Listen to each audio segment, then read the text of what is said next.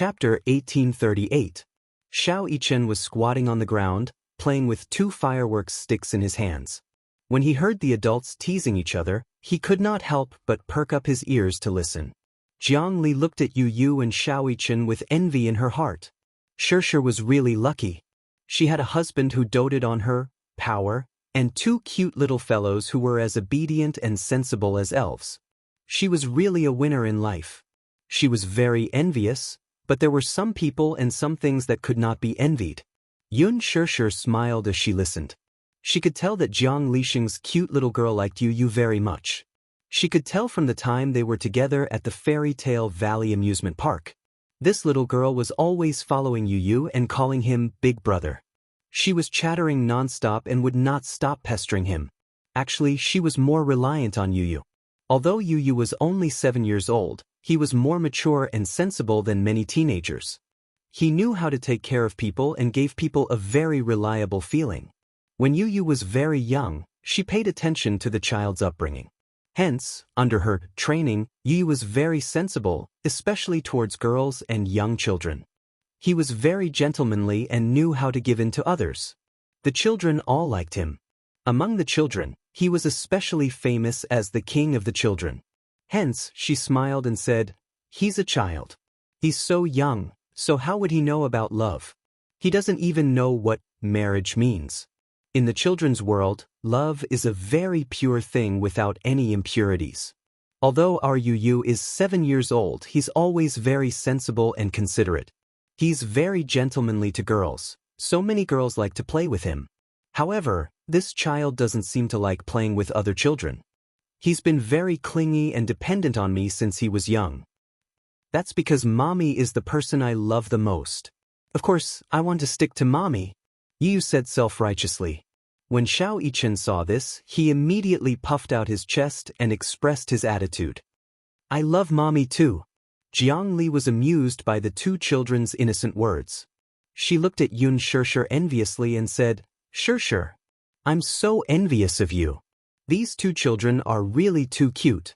Why don't I exchange with you and let Yu be my son and Xianxia be your daughter?" Before Xianxia, as if he was facing a great enemy. He pouted and said pitifully, "I don't want that. I only Mommy." Xianxia. It was obviously a joke to tease the child, but this child actually took it seriously. Jiang Li, on the other hand, felt awkward when she heard this. Her lips twitched as she forced a smile. Squatting down, she reached out to hug Yu Yu in disappointment and deliberately tried to curry favor with him. "Yu Yu, can you be Auntie's godson?" Yu Yu, on the other hand, hugged his mother's waist tightly, unwilling to be hugged by her no matter what. Jiang Li was both embarrassed and amused. She looked up at Xianxia and teased, "You're such a clingy child. He doesn't even want me to hug him." Mommy. Chapter 1839. Xianxia was amused by him. Because she was wearing a gown, she couldn't squat down and carry him. She could only lean over and pat his little head gently. She comforted him and said, "Yu Yu, Auntie is just joking with you. How could Mommy bear to abandon you? You're Mommy's baby. You're Mommy's favorite little sweetheart. Mommy can't bear to abandon you." But Yu Yu nodded and stuck out his tongue mischievously. He was so cute. Xiao Yichen ridiculed him from the side. It was obvious that this guy was saying sweet nothings on purpose to win Mommy's favor. Jiang Li pretended to be aggrieved and tugged at his sleeve. "Yu Yu, don't take it seriously. Auntie is just joking with you. Yu Yu, don't be angry. Auntie is teasing you because she likes you. All right. Yu Yu, don't be angry. Don't be angry." Yu Yu thought to himself, "I'm not angry, but can you not tug at my sleeve? I don't like you." In his heart, Jiang Li was already on par with the child abductor, and children didn't like such jokes from adults. What child exchange? He didn't want that. He only had one Mommy. No one could take her away from him. Jiang Li looked at Yu Yu and said enviously, "Xianxia, you're so lucky. Look at your son. He's so obedient. That daughter of mine, let alone being easily coaxed, even a lollipop would foolishly run away with someone else. You can't lose your son. Look, he's so clingy to you. No one can coax him away." Yu sticks to me the most. In the past, there were colleagues who joked about this. At that time, Yu was still young. She was so scared that she threw herself into my arms and cried loudly. Many people tried to comfort her in a flurry, but they managed to. Xianxia recalled that when Yu was 4 years old, one of her colleagues saw how cute Yu was and wanted to carry him home to play with. Hence, she deliberately lied to Yu that she wanted to bring him home to be her son. Yu was so scared that she broke down and cried. In the end, her eyes were red and swollen. She was extremely sad. Zhongli continued, "Then, Yu, are you willing to be my son-in-law?" Son-in-law? Yu pretended not to understand. She widened her eyes in confusion, but the image of Xianxia's unreasonable behavior appeared in her mind. She was speechless. "That's right. In the future, you'll be my son-in-law and marry Xianxia. Are you willing?" Zhongli teased him. Yu immediately shook his head like a rattledrum. He did not want that. That Xianxia was unreasonable and arrogant. He did not want such an uncute wife. Zhongli's expression became awkward. She could not get out of this embarrassing situation in front of everyone. She felt that her daughter was being despised by Yu. She forced a smile and asked, "Why not?" "Because I want to stay by mommy's side for the rest of my life. I don't want to get married." A naive and childish remark cleverly dispelled the awkward atmosphere and made the guests burst into laughter. It had to be said that Yu's IQ was extremely high. His EQ was also much higher than many adults. He knew how to save face for others. When he saw that Zhongli was embarrassed, he deliberately said such childish words to tell her that he was not willing because he wanted to stay by mommy's side for the rest of his life. Zhongli was laughing in her heart, but her face was full of joy. This child is really smart. This little fellow. Chapter 1840. Even though she felt that it might not be a good thing for her child to stay by her side for the rest of his life, the child would eventually grow up. Even though she had raised him painstakingly, she still wished him well and hoped that there would be a considerate girl by his side. Even though she could not bear to part with Yu, she would not tie him down for the rest of his life. It was said that when a child grew up and a girl was about to get married, a father would feel as if a knife was being twisted in his heart, as if he had fallen out of love. Similarly, when a boy was about to get married, a mother would feel as if she was facing a great enemy. However, when the time came, she would still hope that her son would be happy. "Our Xianxia likes you a lot. She has always said that she wants to marry you when she grows up." Zhongli continued to encourage him. "Yu, it's good that you marry our Xianxia. Think about it, you will definitely get married in the future. Even though you said that you want to stay by your mommy's side for the rest of your life, boys will eventually have to start their own families and careers when they grow up. Even if you say that you don't want her now, who knows, when a girl beckons you with her finger when you grow up, you might not want your mommy anymore. When that time comes, you will also have a wife. How will you still care about your mommy?" However, Yu said mischievously, "No, I won't. Mommy is my precious baby. How can I not want my mommy? The first criterion for me to marry a wife is to be filial to my mommy. Otherwise, I won't want her no matter how pretty she is." I didn't expect such a young child to be so filial. He's not simple. Most of the children nowadays are very willful. Yu is so sensible. It seems that Xianxia has taught him well. Xiao Yichen added, "I don't want to get married in the future either. I just want to stay by mommy's side until we grow old. When mommy is old, I want to hold her hand and take care of her." Zhongli was so jealous when she heard this. She thought about her spoiled daughter. She was so arrogant and willful. Not only was she immature, but she would also say things like, "Mommy is so mean. Mommy doesn't dote on Xianxia at all. Xianxia doesn't want mommy anymore." Compared to Yu's willful words, she was so envious that her eyes almost turned red. Thinking of this, she suddenly felt a little resentful and said, "Xianxia, let me pinch you. You're so lucky. If I had 2 such sensible and obedient sons, I would wake up laughing even in my dreams. That daughter of mine only knows how to make me angry, but she's not sensible at all." Sigh, everyone says that girls are more sensible than boys, but now, This notion has really been shattered. Xiao Shui chimed in from the side. Xianxia is very lucky. Look, she has such cute Xiao Bao and such a handsome husband. I can't be envious. Jiang Li joked. Xianxia, don't you know how lucky you are? I must cherish the happiness I have now. A man as handsome as your husband who knows how to take care of you and dote on you is rare nowadays. You have to work harder to tie his heart down. If you don't keep a close eye on him, such a handsome husband will be taken away by another woman. You'll cry yourself to death. As soon as she finished speaking, the room fell into an awkward silence. It had to be said that Jiang Li's words were truly inappropriate. Chapter 1841. This person had just gotten engaged, yet she said such a thing. What did she mean by, "Don't let other women lead you away"? How could she make such an inappropriate joke in such an occasion? Jiang Li was not very knowledgeable. She usually stayed at home to take care of the children, and the people she interacted with were mostly young mothers. As a result, she lacked social skills. Hence, her low EQ was vividly reflected in this sentence. These words made Xianxia feel rather awkward. Even though she knew that Jiang Li did not have any ill intentions, and the subjective meaning of her words was to express her envy of her good fortune, it still made others feel uncomfortable. Xiao Shui also felt awkward. She did not expect Jiang Li to make such a joke. Hence, she tugged at Jiang Li's sleeve awkwardly.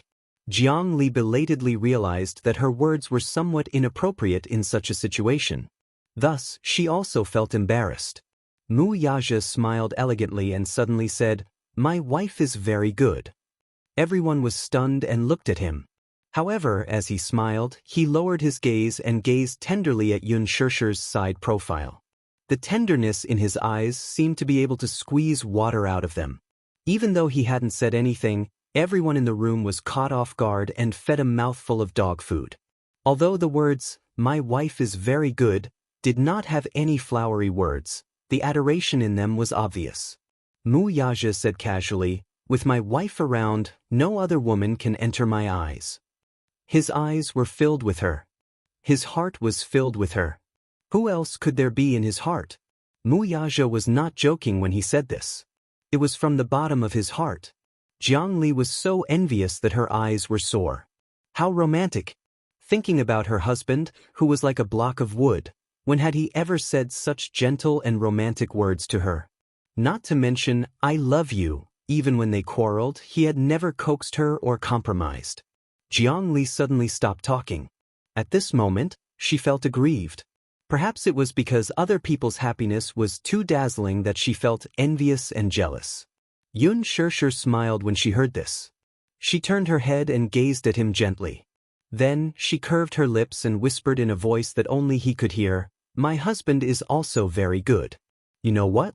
I've never envied anyone when I'm with you." Perhaps there was nothing more blissful than this. She had never envied anyone else for being able to hold his hand and be with him. Therefore, she felt that she was the happiest woman in the world to have him. Yun Yeqing, who was standing at the side, was so touched that his eyes were about to tear up. He rubbed his eyes with his handkerchief, but he couldn't suppress the excitement in his heart. Perhaps, before today, he still had some doubts about this man's feelings. Did this man really love his daughter? Was he really sincere to his daughter? Could his daughter really be happy with him? There were so many question marks that he couldn't sleep well on the night before the engagement banquet. However, when he heard Wuxia's words, his heart immediately calmed down. Chapter 1842. His greatest wish was for his daughter to be happy. Now that he had fulfilled one of his wishes, he felt a sense of relief. Yun Yeho was also very emotional. He held his brother's hand and said happily, "Brother, you're so lucky. You can rest assured that Xianxia has met such a good man." Yun Yeqing was still touched. Looking at Xianxia, he vaguely recalled the first time they met. When she was 9 years old, he saw her for the first time in the welfare home. At that time, she was skinny and tattered from head to toe. He could tell that her clothes were old and dirty. In the dormitory, she was huddled alone in a corner, hugging her knees helplessly. She looked around vigilantly at her surroundings with a blank and frightened gaze. When she saw him, she shrank into an even smaller ball in fear. She was like an injured animal, isolated and helpless. At that time, that pair of hurt and tired eyes touched him all of a sudden. Because of that fragile gaze, he felt a stab in his heart. At that moment, he decided to adopt this child without hesitation. Even if Li Qin protested, he did not care at all. When he brought her home, he doted on and protected her, treating her as if she was his own. Gradually, a father-daughter relationship developed between them. Even though there was no blood bond between them, he had never treated her as an outsider. She relied on him. He also doted on her like his own daughter. Humans were soft-hearted. Yun Na was insensible and disobedient, always making him angry and furious. Yun Shirshir, on the other hand, cherished this hard-won kinship very much. When Yun Shirshir was young, she adopted a stray dog, although it was later thrown away by Li Qin. This dog was very playful and adorable. Yun Shirshir brought it home because she pitied it when she saw the children bullying it. Perhaps it was because it had been homeless since it was young, but after it was adopted, it was very obedient and never caused any trouble. Perhaps it was because it had been homeless and lonely for too long that it cherished this warmth more than its own life. Yun Shirshir must be the same. It was precisely because she had been homeless and helpless when she was young that she wanted to work hard to protect her family when she had a home. He had never had it before, so he treasured it even more. Now, she had grown up and was standing beside another man. Her eyes were filled with happiness and her smile was like a flower. Yun Yeqing, on the other hand, felt as if a lifetime had passed. She finally had a home of her own. He was happy for her. His beloved daughter had finally met the most important man in her life. Gong Jie stood silently by the side without any expression on his face. But when he saw the happy smile on Yun Shirshir's face, his heart was touched. At the banquet, guests kept coming up to them to offer their heartfelt blessings. Especially when the royal ministers, princes, princesses, and the country's president kissed her and gave her their blessings, Yun Shirshir was flattered. She disappointingly thought that she had only seen these big shots on TV. She did not expect to receive their blessings today. She silently thought to herself, "Can I ask them for their autographs?" If Yu knew what she was thinking, he would definitely hate her for failing to live up to his expectations. Just as everyone finished giving their blessings, Gong Jie suddenly walked towards her. Chapter 1843. What beautiful fireworks! Yun Shirshir held his arm and leaned on his shoulder. "Did you prepare all of this?" He asked her, "Do you like it?" "I like it. I like it so much. I really like it." Yun Shirshir was touched. "Thank you, Wuxia." He caught on to her faulty wording and raised his eyebrows in dissatisfaction. "What should you call me?" Her face was a little red. She pursed her lips and said embarrassedly, "Isn't it inappropriate to call you husband now? If you can't call me that now, how long are you going to wait? Are you going to wait until my hair turns white? Until you call me hubby?" Wuxia said half jokingly, half seriously, "The engagement party is already held. Are you still thinking of running away from the marriage?" Yun Shirshir pushed his shoulder shyly and said unhappily, "No. You know that's not what I meant." "Then what should you call me?" Wuxia patiently guided her. Yun Shirshir pouted and then secretly looked at his meaningful expression. Suddenly, she plucked up her courage and called, "Hubby. Good girl. My wife." He hugged her and kissed her amidst the fireworks and under everyone's stunned gazes. A bunch of fireworks slowly rose in the night sky and bloomed in the night sky. The romantic scene was frozen at this moment. It was nighttime. Wuxia was still entertaining the guests at the cocktail party. She returned to her room early and changed into her pajamas. Just as she was about to go to the bathroom to wash off her heavy makeup, her phone rang at the wrong time. She walked to the sofa in a light mood and hummed a song. She took out her phone from her bag and glanced at the screen. However, when she saw the name on the screen, her heart skipped a beat. Yun Shirshir could not help but feel suffocated. The words, "Gu Xingza," continued to jump along with the ringtone. She actually felt inexplicably flustered. She glanced at the door before picking up the phone. Her heartbeat instantly sped up. "Shirshir, where are you?" On the other end, Gu Xingza's heavy and tired voice suddenly rang out. I heard that you had something to do, so the roadshow that was originally scheduled for today was postponed. Gu Xingza added. Only then did Yun Shishir remember that the production team of The Green Apple had entered the promotional period and had started to hold a nationwide roadshow. The premiere was originally scheduled for today, but because she had applied for leave, Lin Fengtian had to postpone it for a few days. Initially, she was quite embarrassed. Because of her personal matters, she had affected the entire crew's schedule. She felt extremely guilty. However, Lin Fengtian had said that she was the female lead and that anyone could be absent except for her. Therefore, he did not hesitate to postpone the premiere. She was both grateful and guilty. However, Lin Fengtian laughed and said, "No matter how important it is not as important as your life. It's fine." Hence, when she received the superstar's call, the first thing she felt was immense guilt. Yes, on the other end, Gu Xingza said slowly in an eerily calm voice, "I also heard that you are engaged. But you didn't invite me." Gu Xingza's slightly helpless voice made her heart beat even faster. He asked her why she did not invite him. Chapter 1844. It was because she was afraid. Afraid of his rejection. Afraid that Mu Yaja would be unhappy because of it. Yun Shishir remained silent, not knowing how to speak. On the other end, Gu Xingza was silent for a while and said helplessly, "I thought that I shouldn't be absent for such an important event. But I didn't receive your invitation."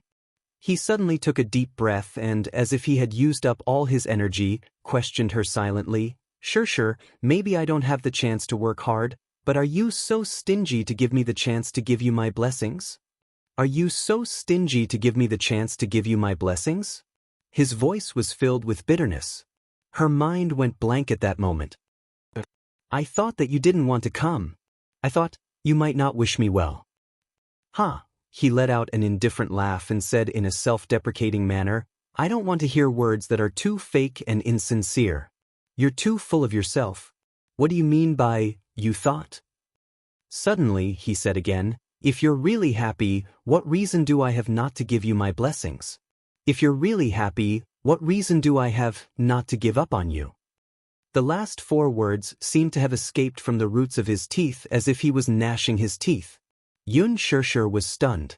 For a moment, her heart was in a mess and she didn't know how to respond to him. "At least let me give up, right? At least let me see with my own eyes how happy you are before I can truly let go, right?" Gu Xingza suddenly broke down and said, "At least give me a chance to give up, right?" Yun Shishir bit her lower lip hard and continued to take deep breaths.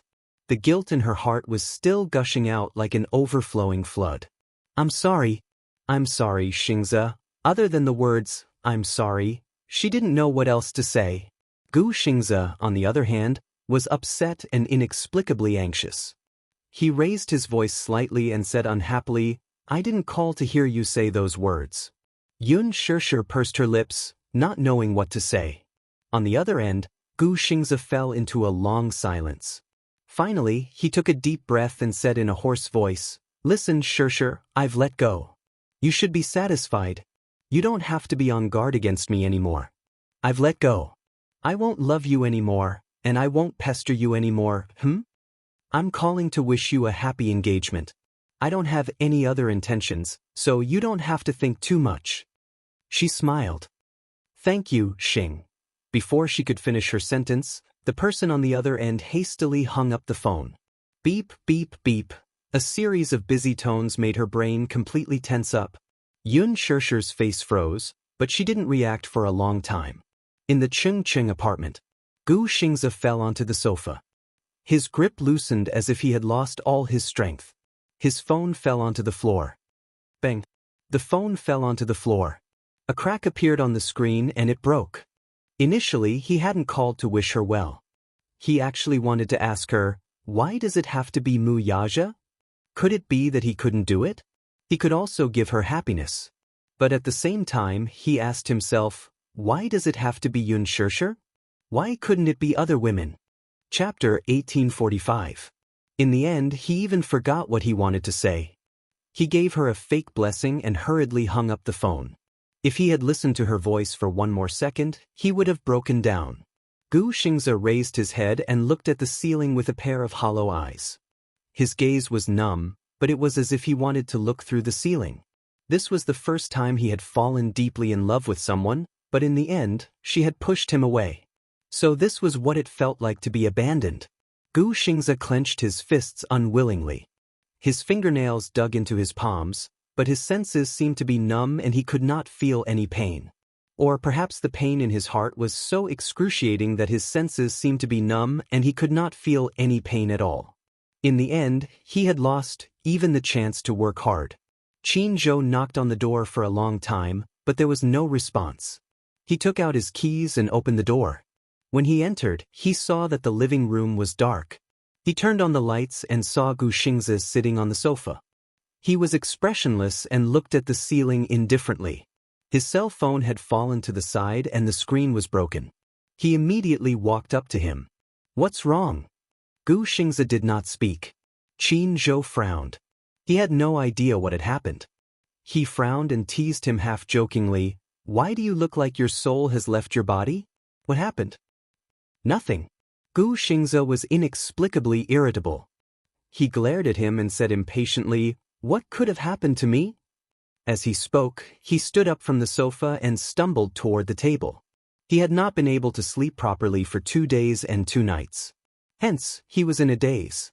He supported himself on the table and held the cup with difficulty. His back view was inexplicably stiff and cold. Behind him, Qin Zhou was at a loss for a moment. Then, he pursed his lips and said awkwardly, "You seem to be in a bad mood today?" "Shut up." Gu Xianxia suddenly threw the cup on the floor and turned around angrily. "I told you to be quiet." Qin Zhou was rather shocked. This seemed to be the first time she had been so angry at him since they met. In the past, although Xianxia's personality was a little cold, even if he was in a bad mood, he would quietly close himself up from the beginning to the end. He would never throw such a big tantrum. Qin Zhou was completely dumbfounded by this furious roar. Just as he was about to lose his temper, he saw Gu Xianxia's body sway. He immediately went forward to support his arm. As soon as she got close to him, she smelled the strong scent of alcohol. "You drank?" Gu Xianxia impatiently pushed him aside and said coldly, "It's none of your business." "What do you mean it's none of my business? How can I not care about you when you look like this?" Qin Zhou did not give up and went forward to support his arm. Gu Xianxia seemed to have lost all his strength. His body tilted and he leaned weakly against Qin Zhou. Even though his entire body was weak, he still pushed him away regardless. "Let go of me. Leave me alone." Qin Zhou did not know whether to laugh or cry as if he was coaxing a willful child. He said, "I want to let go of you, but now, you're clearly the one leaning on me." Gu Xianxia was about to speak when he suddenly coughed violently. Cough, cough, cough. Chapter 1846.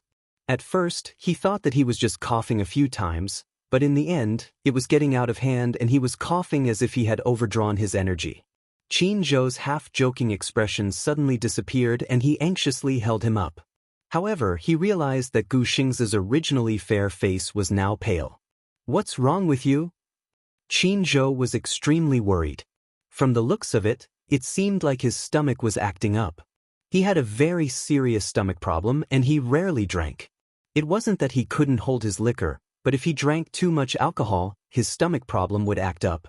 The last time his stomach problem acted up, it was because he drank a few glasses of wine at a social event.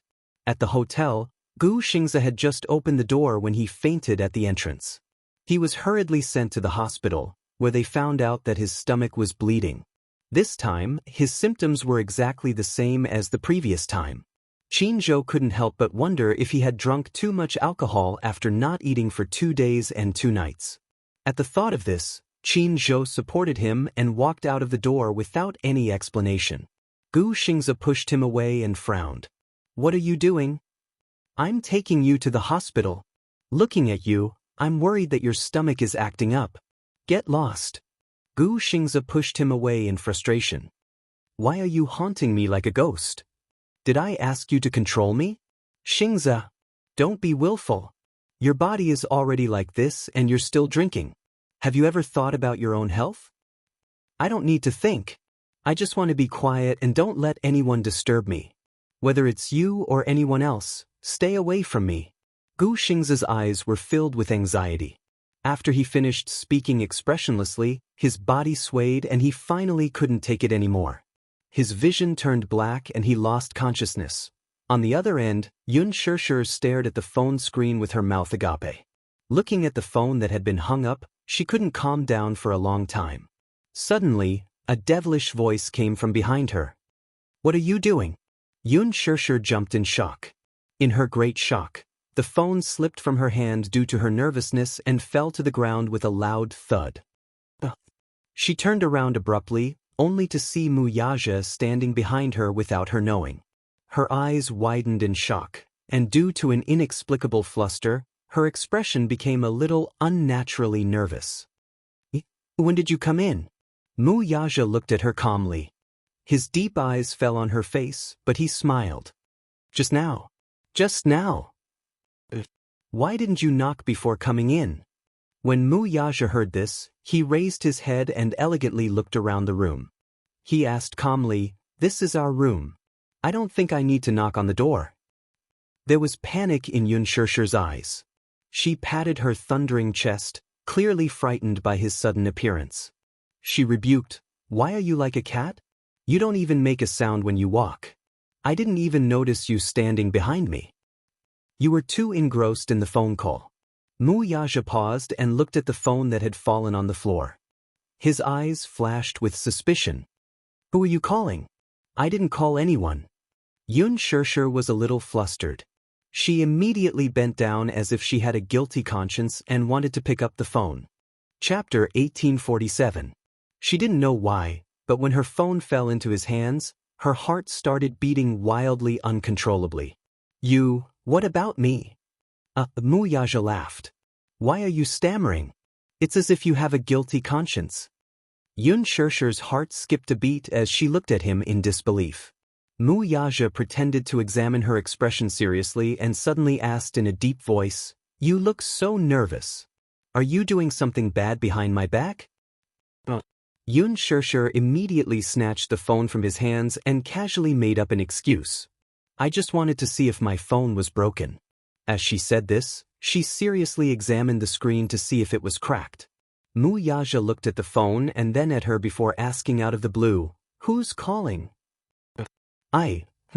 Wuxia frowned. "You can't tell me?"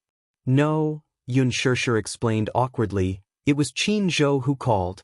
He informed me of the upcoming schedule and asked me to prepare for the premiere of The Green Apple." Wuxia pursed his lips and stared at her. Suddenly, his lips curled up and he said, "Are you lying?" Yun Shishir felt extremely guilty, but she still straightened her back and looked up at him. "What do you mean by lying? I'm just telling the truth." "All right, I'm just teasing you." Upon hearing this, Yun Shishir's face turned pale. The huge rock that had been hanging in her throat finally fell to the ground. She relaxed for a moment but was shocked to find that she was breaking out in cold sweat. Wuxia smiled gently as if he didn't notice anything strange about her. He immediately reminded her, "It's getting late. Hurry up and take a shower." "Oh." Yun Shishir nodded in a daze. At this moment, her mind was in a mess and she didn't know what she was thinking. Oh my God. Subconsciously, she actually lied. It was Gu Xingza who had called and nothing had happened, but she was still afraid that he would be angry, so she subconsciously mentioned Qin Zhou and avoided Gu Xingza. She still could not forget the confrontation between Wuxia and Gu Xingza on set that day. She naturally wanted to avoid such a thing at all costs. But Wuxia was so smart. She didn't know when he came in or when he was standing behind her. She also didn't know how much of her phone call he had heard. She didn't know if he would see through her lies. If he saw through it, it would be counterproductive. There was clearly nothing going on, but he was afraid that he would misunderstand on a deeper level. Yun Shishir was confused. She wanted to tell him the truth, but in front of Wuxia, she didn't dare to mention the name Gu Xingza. Now that he had relented and told her to take a shower, She felt as if she had been granted amnesty and walked towards the bathroom. However, she had just taken a step when Wuxia suddenly grabbed her waist from behind and pulled her into his embrace. Xianxia couldn't help but feel nervous and on tenterhooks. She was afraid that he would discover something and was planning to force a confession out of her. Chapter 1848. Don't dawdle. I'm waiting for you, he said in a gentle voice. Holding her waist, he took advantage of the situation and lingered on her chest. His slightly hoarse voice was bewitching. Don't make me wait for too long. Xianxia's heart stopped and her face instantly flushed red like steam. What are you talking about? Blushing, she pushed him away and headed to the bathroom with her head lowered. Perhaps she was too nervous, or perhaps she was so shy that she forgot herself, but when she entered the bathroom, she slammed her head against the door frame, causing her to grimace in pain. Wuxia's lips stiffened as he watched her holding her forehead in pain and plunging into the bathroom. When she closed the door, the smile on Wuxia's face froze in an instant. He slowly focused his gaze and a cold glint flashed across his eyes. After the engagement party ended, she spent 2 days with him on the island before hurrying back to the set. She was already deeply grateful that the production crew had given her a 7-day break. Hence, 2 days after the engagement party ended, she hurried back. For 2 consecutive days and nights, she filmed 2 daytime scenes and drove through the night. Xianxia gritted her teeth and put in all her effort to finish filming the scenes that she had been delayed for the past few days. As soon as she finished filming, she immediately applied for a leave of absence. Lin Fengtian had put her on the schedule for a whole week. Of course, Lin Fengtian specially went to the production crew of Lethal Beauty to inform Gu Xiaoyang. The two of them had a good relationship, so Lin Fengtian's one sentence was enough for Gu Xiaoyang to approve her leave. The Green Apple went through a long post-production process. In order to strive for perfection, Lin Fengtian delayed the post-production process for a long time. However, it was also because of this excellent post-production that it piqued the interest of the film's fans. On the internet, many netizens expressed their strong anticipation for this film. Before the premiere, there was a screening of the film with 100 people. Many fans of the original novel watched the screening and said that the film was great. The nationwide roadshow tour was about to begin. In order to promote the movie, Lin Fengtian was extremely spirited. He was prepared to win 24 roadshows nationwide in one go. In addition to the major provincial capitals, some prosperous second-tier cities were also on the list. He was full of confidence in this movie. He vowed that he would be the box office champion of the romance movie at Christmas and the end of the year. With this ambition, he was fully prepared. The early stage of publicity was almost explosive. Just the advance trailer alone had produced 5. Relying on his own rich resources, he bombarded the various satellite channels one after another. The theme song directly jumped to Inuit TV's #1. Many artists had recorded VCRs to congratulate Lin Fengtian on his success at the box office. It had to be said that although Lin Fengtian had the reputation of a devil director and everyone on the set was afraid of him, it had to be said that his popularity was ridiculously good. Just by confirming the lineup of well-known directors and A-list celebrities that would be attending the premiere, coupled with the presence of various media outlets, this huge lineup could be said to be magnificent. The release of the movie coincided with Christmas Day. Lin Fengtian even said that he would be the box office champion that day. His wild ambition was self-evident. One had to know that this was not the only movie that would be released on Christmas Day. Chapter 1849. Generally speaking, the release cycle of a movie was about 20 days to 2 months.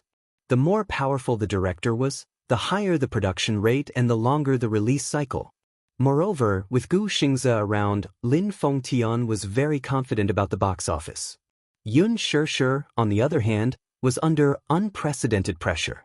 This was her first film, and it was also her first time playing the female lead as a newcomer. If she was not famous enough and could not hold up the box office, she would definitely be upset if she dragged the whole crew down. However, Qin Zhou comforted her. With Lin Fengtian and Gu Xianxia, the two leaders of the box office, even if she was not famous enough, the box office results would not be too bad. The crew had prepared a few gowns, but Xianxia had been putting on some weight recently. Qin Zhou was worried that she would screw up and it would be awkward if she could not fit into the gowns, so he urged her to lose weight. Of course, in such a short period of time, the so-called method of losing weight was also quite rough. For the premiere, she had starved for 2 days before she was able to wear the gown perfectly. Lin Fengtian was only satisfied when he saw it. However, on the day of the premiere, when Xianxia arrived at the venue, she realized that all the crew members were there, except for Xianxia. She did not see him. Was he going to miss the premiere? Xianxia was worried that something might have happened to him, so she tried to ask Qin Zhou about it. Qin Zhou replied vaguely, "He will be here, but something happened, so he might be a little late. But he will definitely be here before the premiere." Xianxia frowned. She was a little worried, but she did not show it on her face. Xianxia finally arrived with more than half an hour to the start of the event. However, when he appeared, it was with a rather grand entourage. 4 bodyguards led the way, along with the personal doctor, stylist and assistant. More than a dozen people escorted him into the dressing room. Xianxia suddenly received a phone call from Yun Qinli. "Sister Xianxia, I heard that it's the premiere of The Green Apple today. Xianxia will be there too, right? Then, can you help me get an autograph? Please, please. I'm Xianxia's hardcore fan, so I don't ask for much. I just want an autograph." Yun Qinli begged again. Xianxia only said perfunctorily, "I'm very busy. If there's a chance, I'll definitely do it for you." With that, she hung up the phone impatiently and sat in the dressing room, her mind in a mess. 10 minutes later, Xianxia finished his makeup and walked out of the dressing room. She looked up at him and saw his pale, sickly face. Even though his handsome face had been carefully groomed by the stylist, it was not difficult to see that he was extremely exhausted at the moment. His face was pale, and his forehead was dripping with cold sweat. His thin lips were tightly pursed and dry. Even though he had applied lipstick, it still couldn't hide his weak breath. Especially from his tightly knitted brows, it was obvious that his body was in a very bad condition. Xianxia couldn't help but ask, "Qin Zhou, what's wrong with Xianxia? I see that his face is very pale. He seems to be sick." Qin Zhou frowned but did not say a word. Suddenly, he said slowly, "He's attending the premiere because this might be his last movie." As soon as Qin Zhou finished speaking, Xianxia widened her eyes in shock and looked at him in disbelief. "His last movie?" Chapter 1850. "What do you mean by that? I don't quite understand." "It's nothing." Qin Zhou smiled faintly, but there was nothing he could do. He said, "His health condition is indeed worrying. Some time ago, he drank too much and was rushed to the hospital. His stomach was bleeding and his condition worsened. He has been on a drip for the past few days and his body is very weak." Bleeding from his stomach? Xianxia was shocked when she heard that. Didn't you know?" Qin Zhou glanced at her. "He has a very serious stomach problem and he acts erratically. His daily routine is very irregular. Usually, when he suffers from a stomach problem, his meals have to be taken care of. But a few days ago, he went to drink to drown his sorrows. I don't know what has gotten into him. I think he doesn't want his body anymore." Xianxia's heart suddenly skipped a beat. He has been very dispirited recently. In the past, he was arrogant and aloof. He had always sealed himself in his own world. I've been with him for so long and finally opened up half of his heart. But now, he has closed it again and returned to how he used to be. The more Qin Zhou spoke, the more resentful he became. What a good-for-nothing brat. He is indeed worrying. He doesn't know how to take care of himself. I told him that he doesn't want me to take care of him. He said that he can take care of himself. But what happened in the end? His stomach problem worsened. The doctor said that if this goes on, there is a risk that he will become cancerous. Qin Zhou sighed. Obviously, he was both mentally and physically exhausted. To him, Xianxia was once his business partner. He was an artist that he had groomed and groomed. He was a superstar that he had personally created. He was also a close friend that he cared about the most. Now that Xianxia was so dispirited that he did not have any appetite for food or drink and repeatedly ruined his health, Qin Zhou could not wait to give him a good beating. He wanted to see if he could wake him up from his stupor. Yun Shirshir's heart was in a mess. At that moment, she was worried and confused. What did Qinzhou mean by the last movie? Was he going to quit the entertainment industry? Actually, withdrawing was a good thing. After being in the entertainment industry for so many years, Gu Xingze had accumulated a considerable amount of assets. If he were to retire from the entertainment industry and return to a normal life, it would not be a bad thing. This way, he would have more energy to take care of himself and his body. On the contrary, Yun Shirshir hoped that he would quit the entertainment industry. However, Qinzhou seemed to have read her mind as he suddenly said, I don't think it's a good thing for Xianxia to leave the entertainment industry. He made his debut when he was very young. His career has always been the core of his life. If he withdraws now, his life will have lost its meaning. As he spoke, he extinguished the cigarette in his hand in the ashtray, deeply worried. He rarely smoked, but recently he was very addicted to smoking. He smoked a pack a day, one cigarette after another. The ashtray was already full of cigarette butts. Yun Shirshir didn't know what to say. The movie premiere started. This was a competition for fame and fortune, and also an ambitious campaign to build momentum.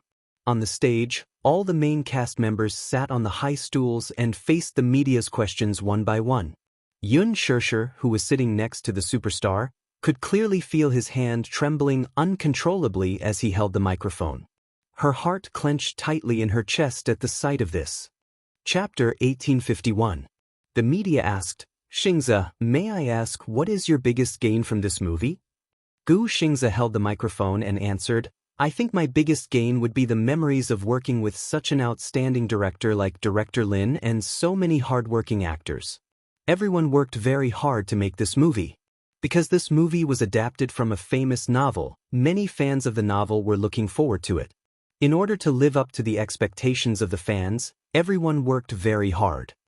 Media, what do you feel about your first teen movie when you first debuted, and now, after 10 years of your debut, acting in another teen movie?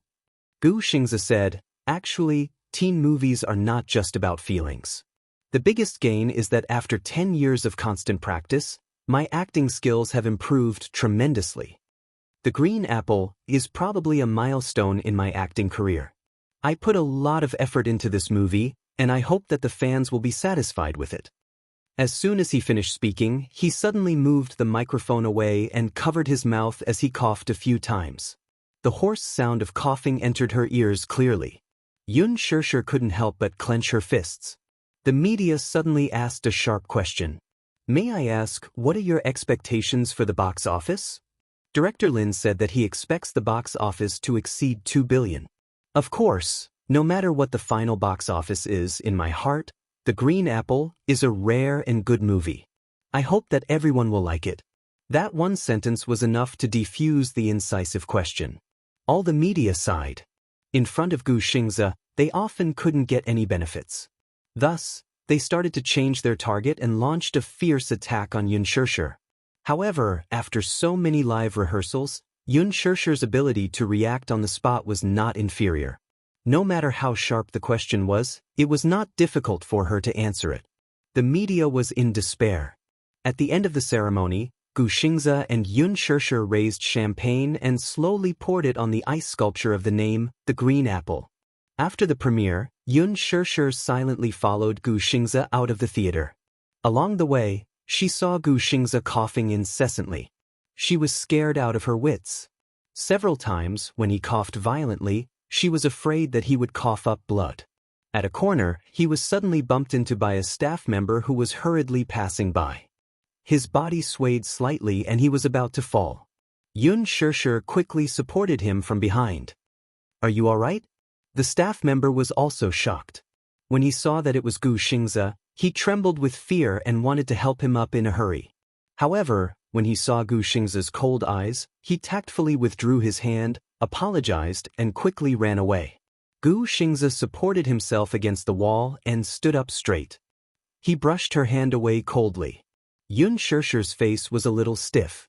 Then, she calmed down and said with a frown, "Let's go to the hospital?" Gu Xingze slowly turned his head and glanced at her. Yun Shirshir said worriedly, Your body is too weak. There are still 24 road shows left. You won't be able to take it? What do you mean by this? Xianxia suddenly questioned her. She was stunned. He smiled, but it seemed like he was mocking her. Are you concerned about me? Chapter 1852. Xianxia said coldly and turned around. Just when she thought that he was going to leave, he did not move. Instead, he said slowly in a weak voice, Sure, do you know?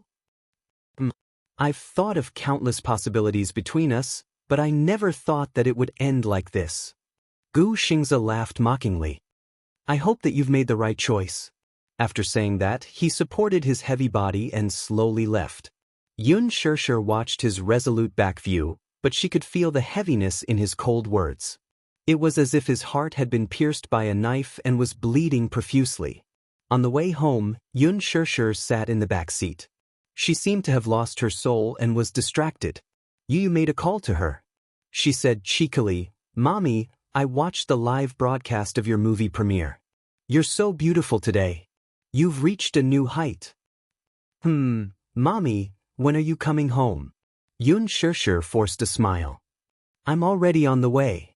I'll be home in about 15 minutes. Mommy, do you want to have supper? It's okay.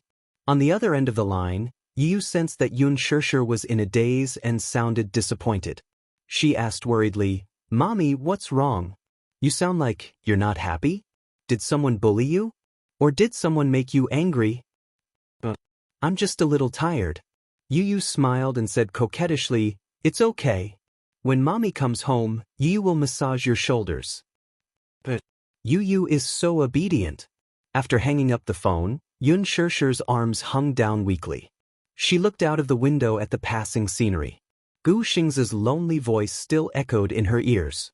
I've thought that there are countless possibilities between us. But he didn't expect it to end like this. Hopefully, you've made the right choice. Xianxia closed her eyes and forced herself not to let her imagination run wild. As soon as she got home, Yu and Xianxia rushed to the entrance to welcome her. They helped her take her coat and bag. The two little lads welcomed her into the living room in a flurry. One of them was in charge of massaging her shoulders and the other was in charge of massaging her legs. They were extremely busy. Yu suddenly smiled mischievously. Mommy, you must have worked hard today. I watched the premiere today. Mommy is the prettiest among all the celebrities. Little Chen cheered from the side. I've seen the trailer and I think it's really good. Tomorrow, Yu and I will book the entire theater to watch a movie for Mommy. You're so corrupt. Yu said angrily. Xianxia was not to be outdone. He said, Of course, I have to support Mommy's movie. I'm using my pocket money to book the entire theater. What's wrong with that? He then smiled and said, Mommy is so beautiful. It'll be a wonder if the movie doesn't explode at the box office. Xianxia was stunned. You want to book the entire theater to watch the movie? Yes. Xianxia thought to himself. He had already contacted a few theaters through his daddy and booked the entire theater to boost the box office on Christmas Day. Chapter 1853. He had put in a lot of effort, sob. How could that idiot Yu understand? However, he had wronged Yu. In reality, Yu didn't say it out loud, but what about the truth? He had already booked all of Huanyu's cinemas and bought a few million yuan worth of movie tickets. Furthermore, he had sent out the list in advance. Under Leji Holdings, any customer who bought over 500 yuan on Christmas Day would receive 2 free movie tickets for The Green Apple. Wouldn't it be a waste to give them away for free? Not only could it increase their sales, but it could also support their Mommy's movie. Yu had made a brilliant move. Compared to him, Xianxia was indeed a little too naive. Yu snorted coldly and secretly looked down on Xianxia. Xianxia looked at the two little clowns. No matter how bad her mood was, it instantly lightened up a lot. She hugged the two cute little guys and smiled. You two are really... Mommy loves you to death. Mommy loves me. As for that idiot Muichin, Mommy shouldn't love him, Yu said coldly in her arms. Xianxia cried out pitifully, Yu, you're ostracizing me. Who's ostracizing you? Yu snorted arrogantly again and said lightly, I don't want to be in the same team as an idiot like you. You even booked the entire cinema? Muichin, you're really something. It seems like Daddy gave you a lot of pocket money. Xiao Yichin poked his fingers and said pitifully, What? I worked so hard to save up this pocket money. Go ahead and be happy. How many kids your age have a few million yuan in pocket money? Yu said coldly. Muichin pouted and sulked. Yu seemed to feel uncomfortable if he didn't bicker with him for a day. After spending so much time with him, although he was used to his arrogance and sharp tongue, it still hurt to be ridiculed once in a while. Alright, you too, stop fooling around. Xianxia scolded softly and patted the two little guys' butts. Hurry up and go take a shower. Mommy, we've already showered. Smell me. Do I smell good? Xiao Yichin hugged Xianxia and fooled around in her arms. After the shower, it's getting late. It's time to go to bed. She hurried the two children to bed. You still have school tomorrow. Mommy, tomorrow is Sunday. Yu's words reminded her. She looked at the calendar and realized with a start that she had been so busy these past few days that she had lost track of time. Tomorrow was indeed Sunday. Alright, Mommy knows her mistake. Mommy will read you a story, okay? Xianxia coaxed gently. Upon hearing that she would read a story, Xiao Yichin immediately got down from her arms and ran back to the bedroom happily. Mommy, I'll wait for you on the bed. Xianxia was amused by him and burst out laughing. This clown. Yu also said shyly, Mommy, I'll wait for you on the bed too. I'll wait for you to tell me a story. After saying that, he also ran back to his bedroom. Xianxia was in a mess. With these two little guys, life was really full of sunshine. Chapter 1854. At night, Xianxia was lying on the bed, tossing and turning. She frowned and reflected on herself. Gu Xing's attitude towards her was completely different from before. In the past, he was as gentle as the spring breeze and extremely delicate to her. Now, he was a little impatient and cold towards her. He was deliberately distancing himself from her. Actually, keeping a distance was not necessarily a bad thing. Since he was indifferent to her, she would naturally keep a distance from him. This was good for both of them. Even if she did not like him, she should not get close to him. She did not like Gu Xingze, but perhaps, in some aspects, some of her actions might make others think that she was interested in him. Xianxia pursed her lips. She knew that Gu Xingze liked her, but she had already tried her best to keep a distance from him. Whenever he took a step closer, she would take a step back. However, she was at a loss as to what to do. She admired him as a respectable senior. He was good at acting and cared for every junior on set. He was gentle, considerate, knew how to take care of people, and was meticulous. Her feelings for him were probably like a junior sister's feelings for a senior brother. She relied on him. However, he did not seem to care for her like a senior brother did for a junior sister. Since that was the case, Xianxia made up her mind. No matter what he thought, she would keep a distance from him from now on and try her best to distance herself from him. Although she felt guilty, it did not mean that she would compromise on certain matters. Perhaps her previous attitude was too ambiguous, so much so that it could not be cut off. Since that was the case, she had already thought of how to deal with these matters. Wuxia had flown to another city on a business trip these few days. The internal affairs of the organization had piled up like a mountain. Hence, before he left yesterday, he purposely hugged her for a long time and refused to leave. When they parted, he hugged her and reminded her repeatedly, "Be good when I'm not around. Don't do anything that will make me worry. If you're too tired from work, take leave and rest. Don't worry about what others say. If they have anything to say about you, ask them to come to me directly. If you're too tired, don't work. I can take care of 100 of you." It was simply hard for them to part. Wuxia was naturally reluctant to go on a long trip right after the engagement. No matter how he thought about it, he couldn't bear to leave his lovely wife alone at home. If Xianxia's promotional schedule wasn't very full, he even had the impulse to carry her onto the plane. Xianxia didn't know whether to laugh or cry at his reluctance to part. She joked, "All right, be serious." Those who don't know would think that you're going to the front lines and won't be coming back. Mu Yaja held her in his arms and kissed her passionately. Lu Jinyu and Jiang Shen, who were standing behind them, were tormented by this display of affection. After boarding the plane, the two of them protested loudly at Mu Yaja. They protested that Mu Yaja, as the boss, was not considerate of his underlings at all. He even showed off his affection in front of the single dogs. Especially Jiang Shen. Guyu slumped in his seat and sighed. "Boss, you obviously don't like us, so you're torturing us in all sorts of ways. Isn't it enough to feed you tons and tons of dog food at your engagement ceremony? I can't take it anymore. I can't eat any more dog food. Otherwise, I'll be stuffed to death." Chapter 1855. Lu Jinyu also rubbed his belly and yelled, "I can't eat any more. Jiang Shen, when we reach Luo City, let's go hunting. We have to find a girlfriend. Otherwise, we will be tortured to death by boss." "You can find one if you want. I still want to follow boss. Boss has tortured me thousands of times, but I treat him like my first love." Jiang Shen took the opportunity to suck up to him. Mu Yaja snorted arrogantly.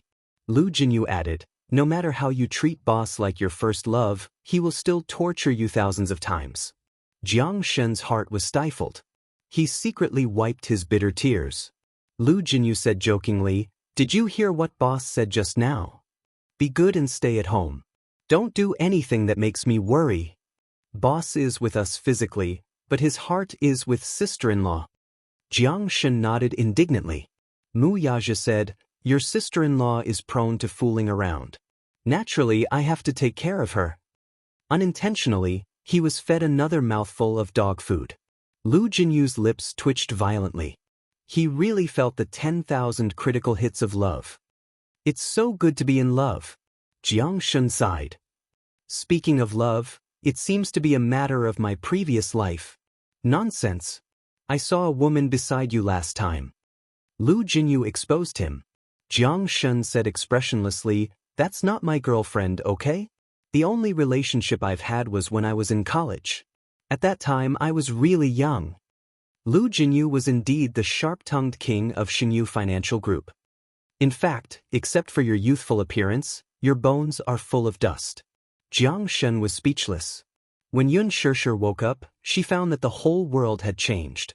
It was not the world she was in, but the world of the internet. The first thing she did when she woke up in the morning was to open Weibo to read some offensive comments from fans. After reading 3 to 5 comments, she would be energized. She was originally pessimistically prepared to be attacked by fans of the novel when she opened Weibo. However, when she turned on her phone today, she suddenly felt that the world was a fantasy. Her latest Weibo post was a photo with Lin Fengtian backstage at the premiere. She was wearing a black dress, tall and elegant, and extremely beautiful. Before she went to bed yesterday, there were only a few hundred comments. When she woke up, she saw tens of thousands of comments and countless comments. She clicked on it and saw that her Weibo post had tens of thousands of new comments. What did that mean? In just one night, her Weibo followers had exceeded 5 million new. Xianxia was stunned. She thought that the system was retarded, but after flipping through a few pages, she found that every new comment was a live fan's message. The system did not malfunction at all. Xianxia. As a loyal fan of The Green Apple, I attended the movie premiere yesterday. Oh my god! This is the first time I've seen such a beautiful person in real life. Become your fan. Fan B, when I first saw your movie poster, you were so beautiful that you didn't look like a human being. I thought you had a strong post-production team. I didn't expect you to be so beautiful in real life. After watching the movie, in addition to your looks, I love your acting skills even more. Every look in your eyes is full of love. I'm going to watch it again today. Supporting you. Chapter 1856. Fan D, I used to hate you. Hate you. Because I'm Gu Xingzi's die-hard fan. Back then, I was wondering where you came from and how you could become Master Xingzi's imaginary lover. But after watching the movie, I realized that you and Master Xingzi are really compatible. I hope you two are really together. Heart, Fini, Xianxia, what a poetic name.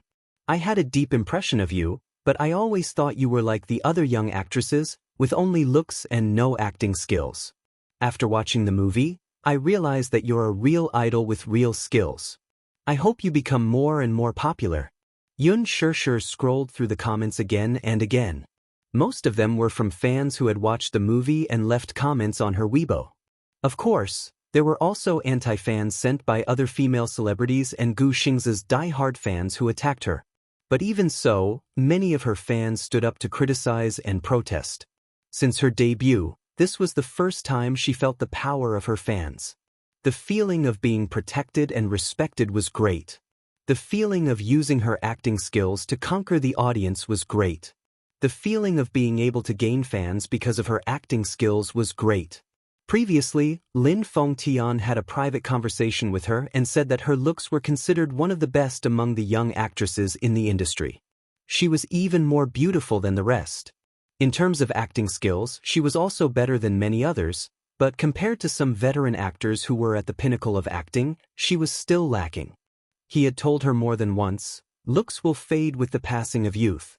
No one's looks can surpass the cruel years, but their acting skills can. A truly respectable actor not only has outstanding looks, but also a professional attitude and constantly improving acting skills. You have great potential. If you work harder, you'll definitely go far on this path. Xianxia saw the passionate comments from her fans and instantly felt her blood boil.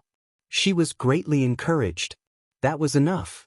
Her first film was able to gain the recognition of many fans of the original work. That was already the greatest affirmation for her. However, other than that, the surprise seemed to be far from that. Soon, news of success came from the crew. On the day of the premiere, the real-time box office sales had exceeded 100 million. Although there were still a few hours before the end of Christmas, the box office sales continued to increase. It had become a dark horse among the movies released on that day.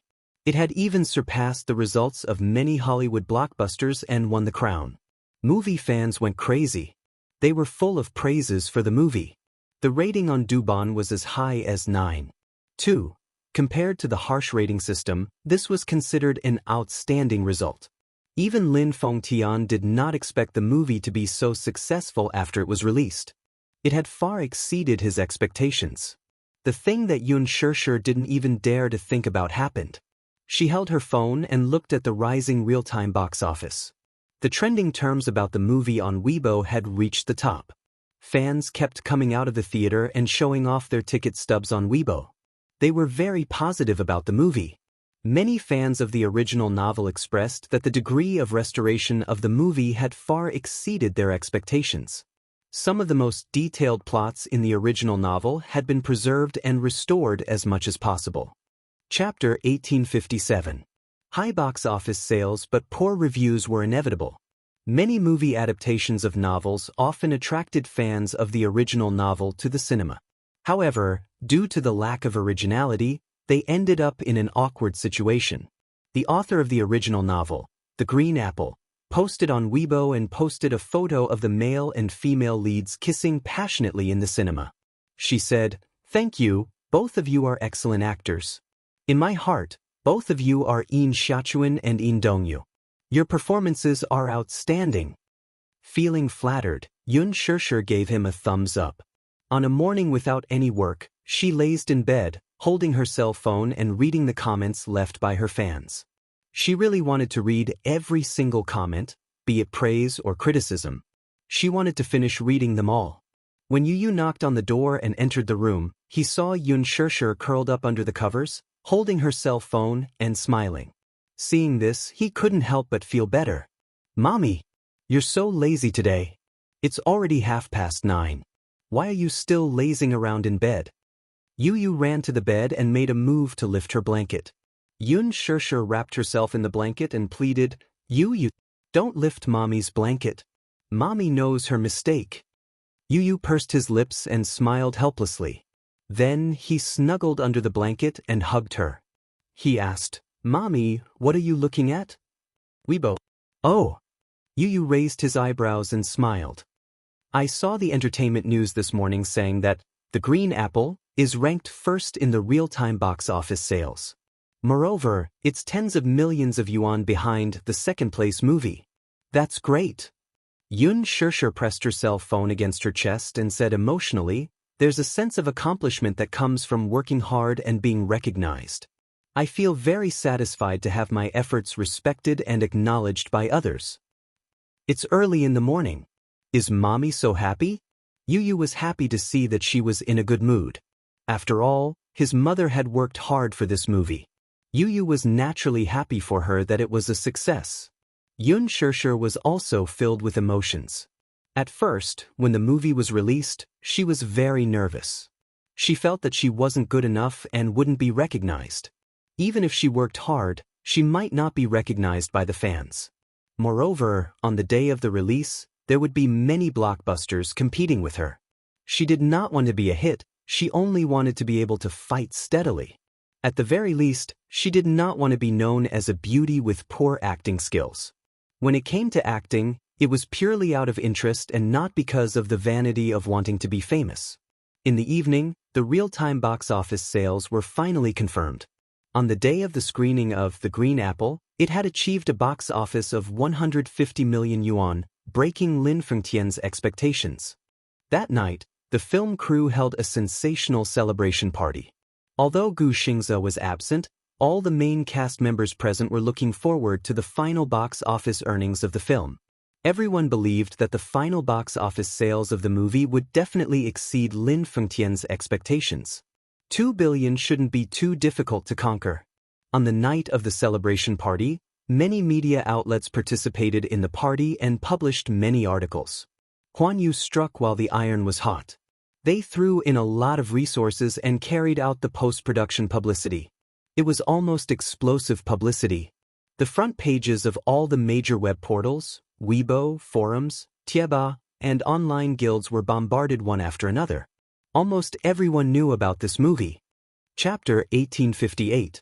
The production crew pulled open the curtains of the nationwide roadshow. At the start, there were a few thousand audience members at the premiere, and at the end, there were tens of thousands of movie fans at Beijing University. The first roadshow was very successful. Many netizens also spontaneously promoted the movie online, and there were endless positive reviews. Many people who did not pay attention to movies noticed this movie with high positive reviews, so they all went to the cinema to see it. The movie officially entered the competition for the Lunar New Year slot, and all the studios started to work hard.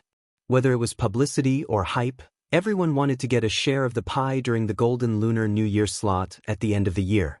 The battle for the box office was in full swing. After the first day, the box office decline that Lin Fengtian was worried about did not happen. On the contrary, it gradually increased. On the fifth day of release, the box office had already broken the 500 million mark and was heading towards the 1 billion mark. This was probably Lin Fengtian's most outstanding movie ever since he entered the industry. In the past, the teen movies were praised for being good, but not very popular. He had filmed so many movies, from tens of millions to hundreds of millions at the box office. Any movie that could break the 1 billion mark was almost a mythical existence. However, Lin Fengtian had high hopes for the movie. Hence, he worked even harder to promote the movie. All the main cast members acted as if they were on steroids, and they put in their best effort to perform. After Christmas, a few movies were released one after another. Most of them were crudely produced movies that investors had invested in to rush for the golden Lunar New Year slot. Whether it was a comedy, an action movie, or a thriller movie, the publicity made it sound dignified, and it took 10 years to polish a sword. But what about the inside story? The entire movie cycle was only a few months, so how good could the finished product be? Without a good script, even the most basic logic did not make sense. They pulled in a few box office leaders and worked hard to create a movie, just to rush for the Lunar New Year slot to make money. In the past, this was basically a tried and tested model. But this time, under the pincer attack of The Green Apple and a few Hollywood blockbusters, a few commercial movies failed miserably. One of the comedies was even more interesting. Later on, it even sparked a war between the fans of The Green Apple and the film crew. The reason was that there was a Hong Kong male artiste in this comedy. Before the movie was released, no one knew if he was deliberately hyping things up or trying to please the public, but he actually posted on Twitter some insulting remarks about China and gangsters. He even said, "The mainland audience is very stupid. Hong Kong and Taiwanese artists came to the mainland to make money, but the mainland audience is still supporting them like idiots. Anyway, I support Xianxia, but even so, there will still be audiences who will buy my movies." This explosive statement caused an uproar in the Chinese entertainment industry. Xianxia was no stranger to this male artist. Previously, when she was on the show, this male artist was a guest and recorded with her. Backstage, he actually tried to take advantage of her and got slapped by her in return. The man was so angry that he insulted her with Hong Kong accent. He was an artist with a very bad character. Xianxia only had disgust for him. Now, he even made such a brainless statement. Chapter 1859. Lin Fengtian was even more disdainful. He came all the way to the mainland to make money and even scolded the mainland audience for being brainless. It's an insult to the fans that such an artist exists in the entertainment industry. The investors of the comedy were dumbfounded. The facts proved that the male artist was not deliberately sensationalizing or playing to the gallery. He was a gangster in his bones. In the end, he went overboard. Hence, the movie called The Secret Service Team Next Door triggered a large-scale boycott by the netizens. The investors complained incessantly. They worked through the night to remove the artist's name from the poster. Scenes involving him in the movie were deleted as much as possible. He, who was supposed to be the male lead, was edited to be a passerby. But what was the point of cutting out the male lead scenes just like that? Moreover, this person's comments had seriously hurt the feelings of the mainland audience. Even if the investors tried their best to salvage the situation, what was the use? On the day of its release, the box office was dismal. The netizens joined forces to boycott the movie and only earned a few million at the box office. It was utterly embarrassing. There were even netizens who questioned why a movie with a gangster artist was still released in theaters. Many theaters were so frightened that they pulled the movie from their shelves and reduced its screening rate to 0. The investors who were originally full of themselves were dealt a painful blow. They had been preparing for months for the moment of profit. Because of this brainless artist, the box office was so dismal. Hence, the investors issued a ban on the male artist. A few days later, an explosive misunderstanding broke out on the internet. A netizen reported that when she went to the cinema to buy a ticket, she had wanted to watch The Green Apple. In the end, she did not get a printed ticket but a handwritten one. She suspected that a movie had stolen the box office of The Green Apple. Following that, many netizens commented. Some said that they had wanted to watch The Green Apple, but ended up getting tickets for The Secret Service Team Next Door. She tried to reason with the cinema but was met with rolling eyes. This was exposed on the internet, and there were even screenshots as proof. Many netizens also responded to this problem. Most of them had bought tickets for The Green Apple, but ended up getting tickets for The Secret Service Team Next Door. Later, after a media investigation, the results were that The Secret Service Team Next Door earned a few million at the box office, but the attendance was extremely low. It was only 0.1%. What did that mean? In other words, hundreds of thousands of people had bought tickets, but only a few hundred people had walked into the theater. It really made one not know whether to laugh or cry. She bought a movie ticket but didn't watch it. What did this mean? This meant that The Secret Service Team Next Door was suspected of stealing the box office. If the fake box office sales were excluded, then the box office sales for the first day of The Secret Service Team Next Door would probably be less than a few tens of thousands. Later, the judicial department got involved, and the result was that the investors didn't want the box office to be too dismal and lose face, so they reached a consensus with many cinema chains. When the audience bought tickets for The Green Apple, the box office would be included in the box office of The Secret Service Team Next Door through under-the-table manipulation. The production team of The Green Apple sued the producers of The Secret Service Team Next Door and the cinemas involved in the incident, seeking compensation of several million yuan. In this way, the production crew of The Green Apple had been hyped up. Chapter 1860. The movie's popularity gave Xianxia a taste of instant fame. Attention, instant fame. The momentum of her fame caused her net worth to soar again and again. The considerable benefits brought by the movie were different from her previous experiences of being famous. It was immeasurable. Previously, Xianxia had hyped her up. While bringing her fame, it also brought her a lot of abuse and humiliation. But now, she had used her abilities to prove to those doubtful gazes that an actress could be good at acting as well as having good looks. Lin Fengtian was sincerely happy for her. After a road show, backstage, he said to her meaningfully, "Xianxia, congratulations. You're really famous now. But at the same time, I hope that you don't become arrogant just because you're famous. Many celebrities often lose themselves after they become famous. I hope that you don't change your original intentions and continue to hone your acting skills. You will definitely become a big shot in the future. The title of Best Actress belongs to none other than you." Xianxia thanked him again and again. She cherished Lin Fengtian's recognition of her talent.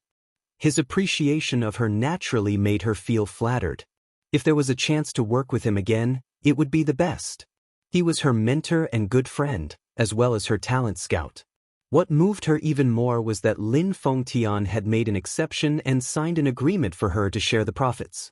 She was the only actress in the cast who could get a share of the profits from the box office. What did that mean? If the box office hit 1 billion, she would get a share of more than 10 million yuan. That was already considerable. Moreover, the box office was still rising. No one knew how high the final result would be. Maybe there was a chance to break the domestic box office record, and the chances were very high. Xianxia was very indifferent to her sudden popularity. Or rather, it could be said that this was within his expectations. The person he liked had to be very outstanding. He had already foreseen that she would become famous, so he was not too surprised. "Xianxia, you will become even more famous." He only said this one sentence.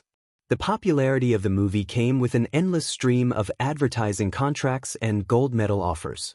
Many film crews and advertising companies took a fancy to her rising popularity and offered her an 8-figure endorsement fee, which left her flabbergasted. Therefore, the advertisers who had signed the endorsement contract with Xianxia earlier were secretly delighted. Previously, Xianxia was still considered a nobody. Although she was a little famous, her endorsement fees were naturally not comparable to those of the A-list starlets. Therefore, most of them were only a few 100,000 or a few million. Louis Vuitton's 10 million contract was already the maximum. This was all because of Wuxia. But now, with hundreds of millions of box office earnings, she had become a hot commodity in the eyes of advertisers, and advertising contracts had been thrown at her one after another. At the same time, many high-traffic program groups also invited her to appear on their programs. For a moment, she was in the limelight and became a popular young actress, attracting the attention of everyone. More and more audiences noticed this newcomer with good acting skills, and she also attracted the attention of many well-known directors. She received so many offers that her hands were about to go soft. Xianxia was very busy reading the script.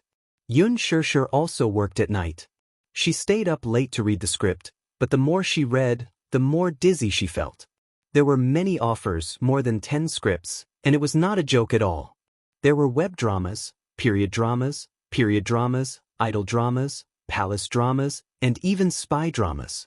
Chapter 1861. Audience popularity and popularity were different. Most of the people who watched movies in front of the TV were middle-aged.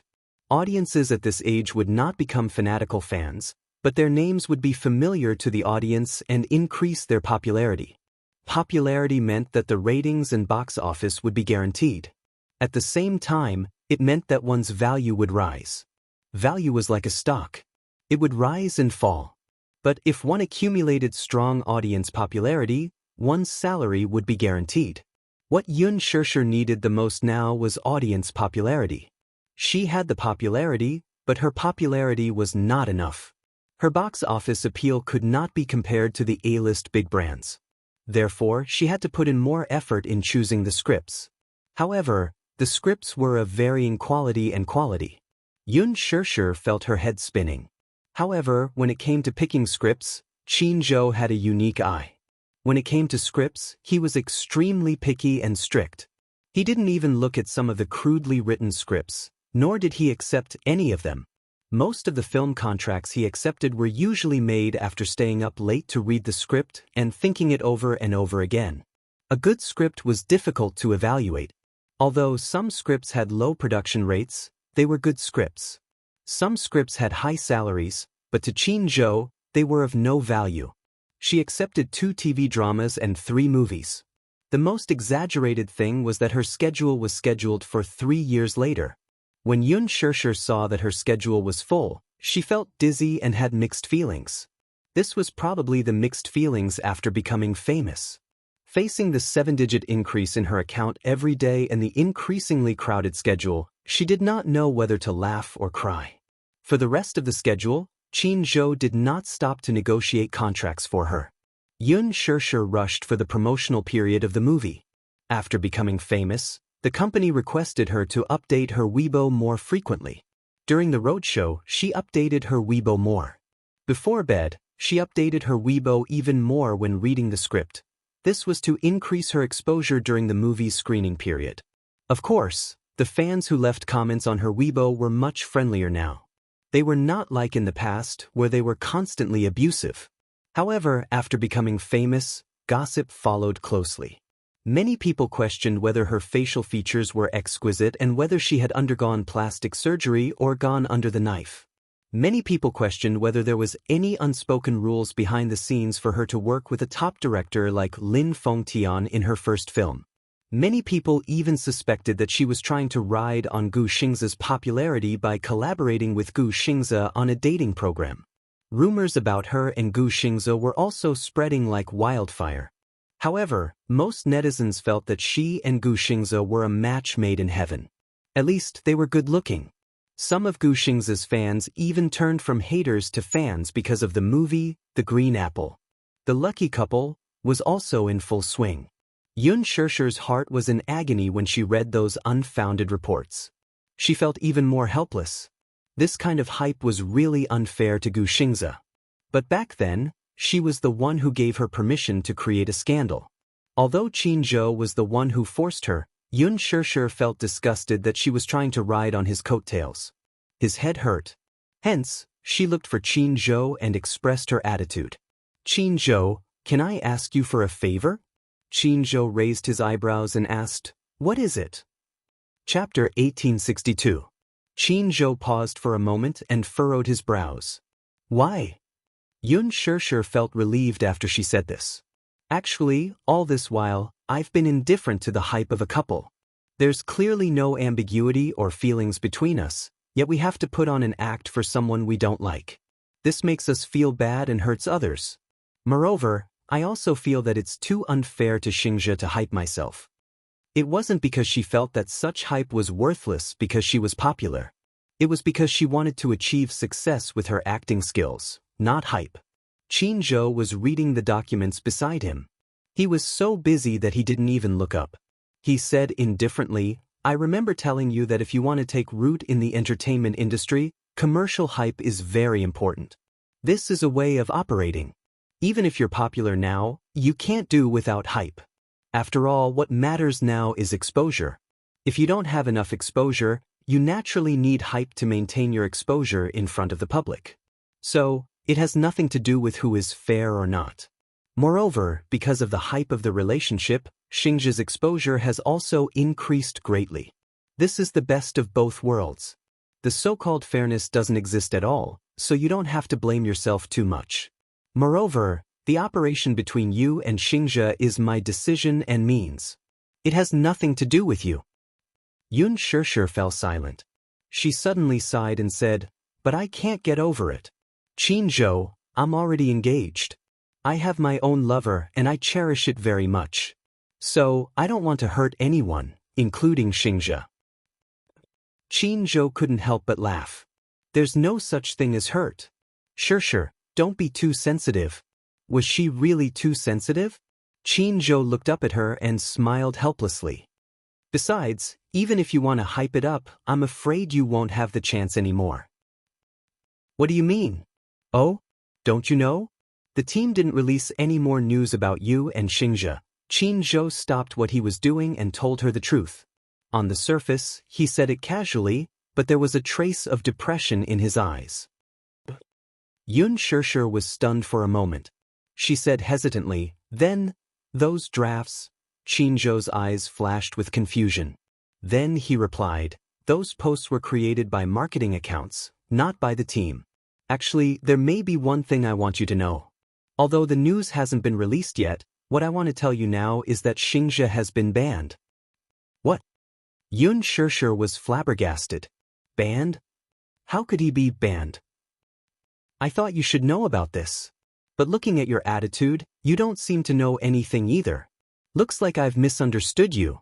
Qin Zhou felt relieved. It seems that you really don't know about this. I don't know. Xianxia's face was blank. This news came too suddenly, and she was caught off guard. Why was Xianxia banned for no reason? When did this happen? She had no idea at all. Chapter 1863. At first, she thought that Gu Xingze was ill and needed to recuperate. But now, it seemed that it was not that simple. Could it be that he was really banned? Since Qin Zhou said so, it was definitely not a joke. There was no need for Qin Zhou to lie to her about such matters. But why was he banned? Xianxia looked at Qin Zhou in confusion. She felt a little lost and a little incredulous. Why was he banned? Qin Zhou suddenly became silent. Xianxia pursed her lips and carefully probed, "Is there any secret behind this? Or did he offend someone important so he was banned?" Sure, let me ask you, do you know Gu Xingze's identity? Qin Zhou's sudden question completely stunned Xianxia. She shook her head blankly, obviously not knowing. Have you heard of the Gu family in the capital? Xiaxia's eyes glinted as she was rendered speechless. The Gu family in the capital? Although she did not know much about it, she had heard some rumors about the Gu family. The Gu family in the capital used to be in the underworld. Later on, they cleared their name and set up a listed company. Their power spanned across both the underworld and the underworld. Although they were not evenly matched with the Mu family, they were on par with the Mu family in the underworld. In the capital, the biggest family after the Mu family was the Gu family in the capital. The Gu family controlled the underground money houses and casinos in the capital. The Gu family's hired thugs gathered densely in the East Street and the village in the city. There was a saying that one would rather offend a gentleman than a villain. Although the Gu family was not a villain, if one offended the Gu family, they would have to experience the Gu family's vicious means. She heard that there was such a rumor in the early years. At that time, the son of a government official in the capital lost a lot of money gambling on the East Street and did not pay back his debts. When the thugs of the casino came looking for him, the son took advantage of the fact that his father was the leader of the government and was rude to the principal. He straightened his back and said fiercely, "My father is Dai Jianqing. Everyone in the capital knows the Dai family's reputation. You little hoodlums, don't you know who I am? You're here to collect your debt. Wait for me to tell my dad. Be careful, my dad will flip your East Street upside down." When the hooligans heard this, they looked at each other and smiled. They turned around and tied him up in the car and took him back. As for what happened afterwards, it was rather shocking. It was said that after this brat was taken back, his attitude was very tough and arrogant. He probably relied on his strong background and spoke in a very foul tone. He even threatened to raze the Gu family to the ground. When these words fell into Gu Jinglian's ears, it alarmed the great demon king of the Gu family. One could imagine what would happen to this kid. One of his hands and one of his legs had been chopped off. She was imprisoned and tortured for half a month. When she was finally released, she was tortured to the point of insanity. Finally, she was sent to a mental hospital to recuperate. This shocking kidnapping even alarmed the city leaders, but when they found out that the culprits were the servants of the Gu family, no one dared to say a word. Chapter 1864. Seeing this, Dai Jianqing was heartbroken. Hence, he gritted his teeth and wanted to find out who the culprit was. But when he found out that it was the Gu family, he did not dare to say anything and swallowed his anger. In the end, in less than a year, he was exposed for corruption and quickly fell from power. Of course, it was obvious who was behind his fall. From then on, no one in the capital dared to provoke the Gu family after they found out about their methods.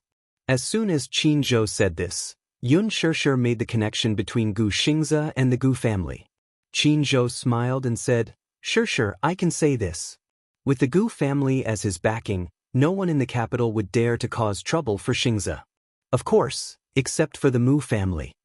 Gu Xianxia's meteoric rise to fame was not only due to his excellent singing and acting skills, but also because of his stunning looks, which made him a natural idol.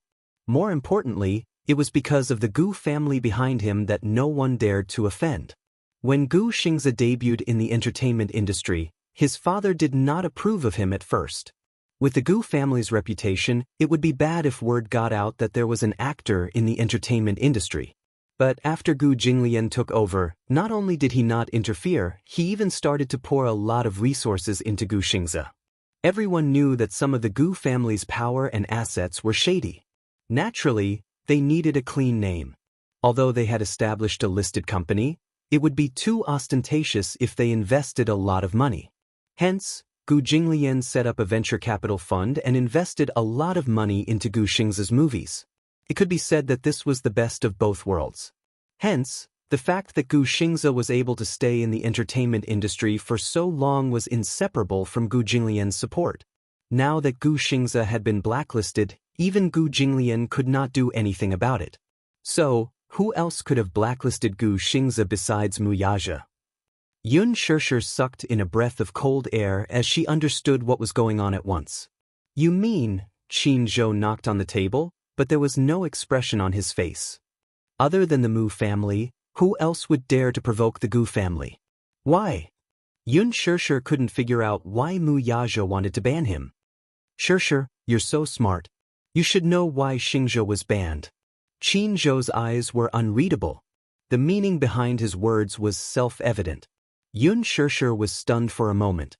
She suddenly thought of something and lowered her head helplessly. Both of them sat in silence, but they had a tacit understanding. "I didn't want to end up like this, but, you know what? Xianxia likes you very much, and for your sake, he's silently giving his all, but maybe it's just not fate. But this kid seems to have been bewitched. There are so many women, but it seems like he only wants you." Qin Zhou suddenly smiled and looked at her playfully. "I have to say, Shishir, your charm is really great. You're the only one who can make Xianxia fall head over heels for you." Yun Shishir kept quiet. "But you don't have to blame yourself. This has nothing to do with you. He's the one who can't get over it. I've already warned him many times, but he doesn't listen. There's nothing I can do. I already knew that this day would come. If he doesn't restrain his feelings for you, he'll definitely anger Chairman Mu. Chairman Mu's ban was also within my expectations." Chapter 1865. "I didn't know that he has such feelings for me. You're so stupid. Can't you tell? Why do you think Xianxia is willing to use his own resources to support you and give you such exposure when you just debuted? Do you think Xianxia accepted the Love Diary when he never participates in reality shows?" Qin Zhou paused for a moment, his heart aching for her. "Can't you tell? Gu Xianxia is just doing it for you. Even if it's fake or just an act, he wants to have you even if it's just an act. Can't you tell? The love and doting he shows for you on the show is not an act at all." "Enough." Yun Shishir suddenly interrupted him. "Why is he doing this? If he doesn't want to, he doesn't have to accept it. What do you mean by acting? I don't want him to be like this. I only respect him as a senior. I don't have any other feelings for him. He'll only disturb my heart and cause trouble. I cherish my friendship with him, but he doesn't treat you as a friend at all." Qin Zhou frowned. Yun Shishir closed her eyes. "I know, but I feel even more guilty when he acts like this." Qin Zhou looked at her silently and suddenly smiled. "Don't feel guilty. If you really feel sorry for Xianxia, don't see him again. Let him forget you and cut off his feelings for you. Whether it's him or you to him, it's a disaster. Do you understand? Yes. Don't worry. Chairman Mu has been merciful to Xianxia and didn't make things difficult for him. He banned him because he didn't want him to pester you anymore. That's all. When Yun Shirshir left Qin Zhou's office, she held her arm and was in a daze. Qin Zhou's words were still ringing in her ears. All of Xianxia's work has been put on hold. With Chairman Mu's ban, no production team dares to invite him to do shows. All the production teams have also removed him. I'm afraid he won't be able to appear in front of the public for a long time. After being frozen, he's now recuperating at home. I hope he can be alone and think it through. After Xianxia was banned, his Weibo stopped updating. The fans were extremely sensitive. After all, before this, Xianxia's update frequency was maintained at 1 update a day. Her fans were extremely worried about her Weibo that had not updated for 10 days. The most recent Weibo post had hundreds of thousands of comments. They were all asking why their idol had not updated for so long. Could it be that something had happened? All the fans were extremely worried. Some people even speculated that Xianxia was suffering from depression. Recently, he had been very quiet on the show. He did not have much energy, and the melancholy in his eyes made his fans feel as if their hearts were being stabbed by a knife. Some people even dug up the photos of Xianxia's pale and sickly face at the premiere ceremony not long ago. They were worried that their idol's body had collapsed from overworking. Some were also worried that Xianxia might have met with some mishap. In the end, the production crew of The Green Apple was alerted. They had no choice but to come forward and explain that Xianxia was ill and needed a long period of rest, so he did not want anyone to disturb him. As for the road show and the promotion of the movie, he would also be absent. The fans were extremely disappointed. Chapter 1866. However, everyone was well aware of the situation. Xianxia was indeed sick, but he might not be able to make a comeback after this retirement. Lin Fengtian was even more regretful. Qin Zhou announced to the public that Xianxia was unwell.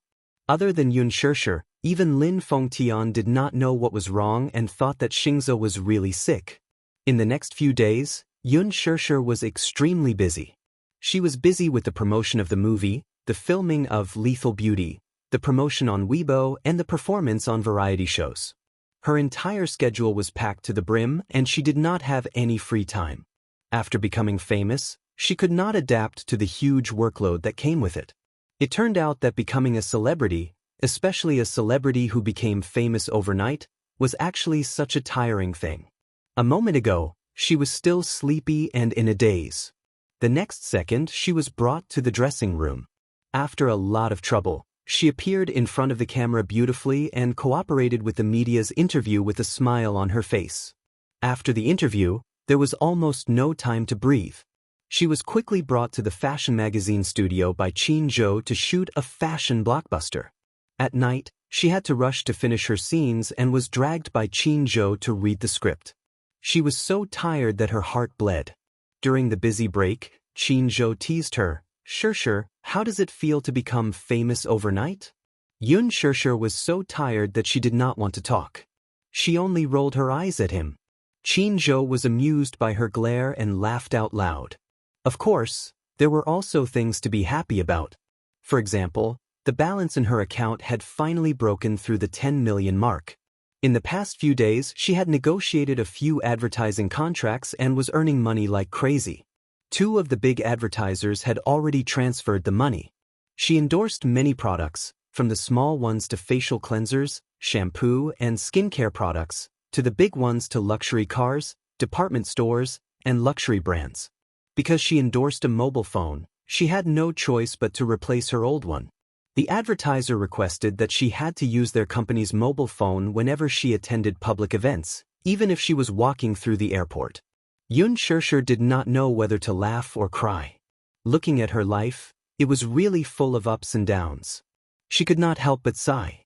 On this day, Yun Shirshir had just rushed back to the set for filming. Today, she had a scene with Hua Jin. Ever since the 2 of them quarreled last time, Yun Shirshir's attitude towards Hua Jin was much colder. As she and Hua Jin did not have many scenes together, they rarely had the chance to meet each other again. This time, she was returning to the set to act in a scene with him. Hence, in the dressing room, the two of them had a face-to-face confrontation. Sure. Hua Jin had just walked into the makeup room when he spotted her. He happily walked over and sat beside her, nuzzling her gently. You haven't been on set for the past few days. Are you busy promoting the movie that has just been released? Yun Shirshir ignored him. Hua Jin's eyes were filled with desolation as he asked guiltily, why? Are you still angry about that matter? Yun Shirshir continued to ignore him. Hua Jin panicked and looked aggrieved. I know I was wrong. Next time, I won't make fun of you or tease you anymore. Yun Shirshir's expressions softened a little. In fact, after what had happened, her anger towards Hua Jin had dissipated a little. Thinking back, he was obviously joking. She had naively believed him and could not blame anyone. Forget it. Chapter 1867. Alright, I'm not angry anymore, okay? Stay away from me. Don't stick close to me. She pushed him away with a look of disdain. No. I like to stick close to you. Hua Jin saw that her anger had subsided and a look of joy flashed past his eyes. I've watched your movie. To support you, I booked the entire theater and invited the film crew to watch it. Hua Jin coaxed her. Yun Shirshir, however, remained indifferent. Why are you so cold? Hua Jin was a little dissatisfied with her indifferent tone. I'm so supportive of you. Aren't you touched at all? Yun Shirshir made an exaggerated expression. I'm so touched. After a pause, her face became indifferent again. Is that okay? Hua Jin. Hua Jin complained sadly. Boo. Shirshir, you're so heartless. Your eyes tell me that you're not touched at all. But Shirshir, your acting is really great. I've watched your movie and realized that you have a special charm when you wear the school uniform. Hua Jin praised and coaxed her at the same time. Yun Shirshir was speechless. Just say what you want to say. You don't have to keep kissing my ass, right? What do you mean kissing your ass? Can't you be a little more positive? Can't you just praise me? How is this a simple praise? One who is unaccountably solicitous is hiding evil intentions. I think you're obviously up to no good. Hua Jin felt even more hurt. He pursed his lips and stared at her with his watery eyes, as if he was silently complaining. Yun Shirshir continued with what she was doing and ignored him. Although she was ignoring him, Hua Jin stood alone at the side and kept nagging, Our Shirshir is really amazing. Her first movie and the box office sales have exceeded 1 billion yuan. I'm sure that this movie will set a new record for box office sales. When that time comes, you'll be an A-list actress. Your future will be bright. There was no need to praise her so much. She wasn't the only one who contributed to the high box office sales. To put it bluntly, the box office appeal of Gu Xingze and Lin Fengtian combined should have achieved this result. She was at most the icing on the cake. She was very encouraged to be recognized by the audience. She did not dare to hope for anything else. Hua Jin was still eloquent. Your acting skills are so good, and you're so beautiful. If there are a few more movies that can achieve such good results, you'll have billions in box office sales in a few years. I have a feeling that you'll definitely be able to compete for the Best Newcomer Award at the Golden Phoenix Awards. Yun Shirshir frowned in annoyance as she fixed her makeup in front of the mirror. Hua Jin looked at her. His gaze suddenly fell on the diamond ring on her finger, and he was stunned. Why is there a ring on your ring finger? Hua Jin was stunned for a few seconds before he broke into a smile. Idiot! You're not engaged and not married. How can you wear a ring on your ring finger? Yun Shirshir suddenly turned to look at him. What does it have to do with you whether I wear a ring or not? Hua Jin felt even more wronged. I'm just concerned about you. As he said this, he reached out to grab her hand. You can't wear a ring carelessly. If the media catches this scene, they'll definitely release a statement about your secret marriage. Yun Shirshir avoided his hand and said angrily, Don't move. Chapter 1868. Yun Shirshir smiled casually, but the corners of her lips curled up slightly. She replied softly, Yes. I'm engaged. Hua Jin was stunned for a few seconds. What? He was stunned and his eyes were blank. Xianxia turned her head and stared into his eyes. She replied seriously, "Yes, I'm engaged." Hua Jin was stunned for a moment before he laughed. "Are you kidding me? Do you think I'm you? Do I need to lie to you when I'm just joking around?" After that, she turned back and touched up her makeup in front of the mirror. There was a dead silence around her. After such a long period of silence, Xianxia was not used to it. She turned around in confusion and saw that Hua Jin was silent, staring at her without saying a word. "What's wrong?" Hua Jin frowned, but he could not say a word. He looked inexplicably lonely. "You look weird. What's wrong?" Sure, are you really engaged?" Hua Jin still found it hard to believe, but his eyes were full of caution. Xianxia was a little defeated by him. She said helplessly, "Hua Jin, I'm really engaged. I'm not lying to you." Hua Jin's eyes widened. His lips moved, but he did not say anything. In the end, there was only silence. Her phone suddenly rang. Xianxia immediately went to the side to answer the call. "Hello." On the other end, Mu Yaja's deep voice was heard. "Are you still filming?" Xianxia smiled gently and explained patiently, "Yes. There's a scene today that needs to be res hot. I've been busy with work recently, so there's been a delay." "I'm back. I miss you a little. When are you coming back?" Mu Yaja's magnetic voice was very clear in the incomparably quiet room. Hua Jin did not have the intention of eavesdropping, but he could still clearly hear Mu Yaja's gentle words. It turned out that, was she really engaged? The man on the phone should be her fiancé, right? How could this be? He thought. Xianxia held the phone and gently coaxed, "Wait for me at home, okay? When I'm done, I'll go home." "Good. No matter how late it is, I will wait for you to come back." A sweet smile appeared on Xianxia's face. She hung up the phone and returned to the dressing mirror. However, she saw that Hua Jin's face was strangely silent. His head was lowered, and his eyes were buried in the shadow of his forehead. She couldn't see what emotions were hidden in his eyes, but the lines of his shoulders were inexplicably stiff and cold. Xianxia's expression froze for a moment. "What's wrong with you? She was so energetic just a moment ago. Why did she suddenly become obedient and quiet? This person is really strange." Xianxia muttered to herself as she sat down in front of the dressing mirror. Hua Jin suddenly stood up and left the dressing room without a word. She stared blankly at his back view as he left and muttered, "Weirdo." At night, when they were rushing to finish the night work, it was already 10 at night. The weather was at its coldest. Xianxia could not stand the temperature of a few degrees below zero at night in the north. On the set, she tiredly wrapped herself in a military coat. There were a few times when she dozed off and almost fell asleep.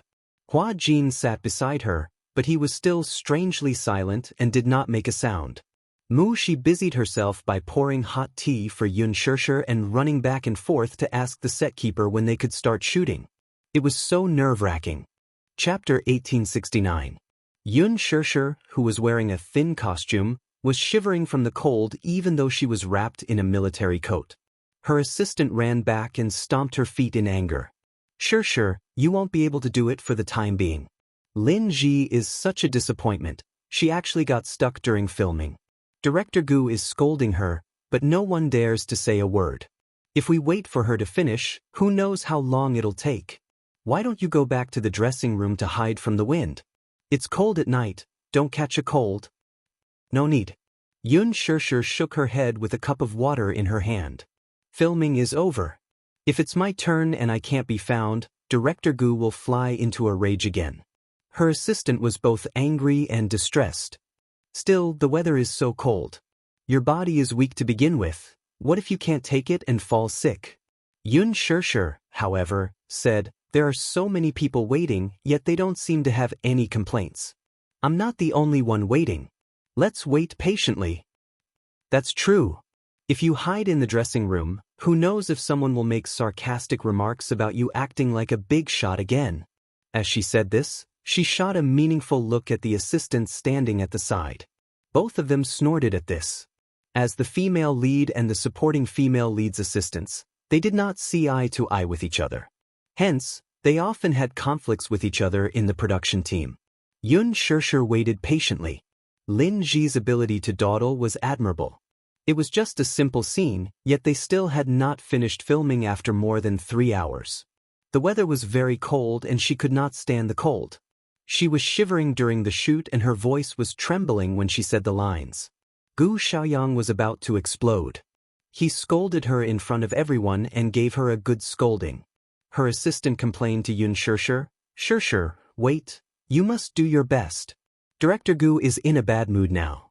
If he vents his anger on you, it'll be terrible." "I know. I'll try my best to get it done in one take." Yun Shirshir thought to herself that there was still a man at home waiting for her return. She definitely had to work harder and muster all her strength to pass in one go. Hua Jin, on the other hand, remained silent throughout. No one knew what he was thinking. At midnight, Lin Ji's scene finally ended. When she returned, she was wrapped in a military coat and her nose was red from the cold. Her assistant escorted her back to the lounge. Mu Shi snickered at the side. "Look at how cold she is. Her nose is about to fall off from the cold."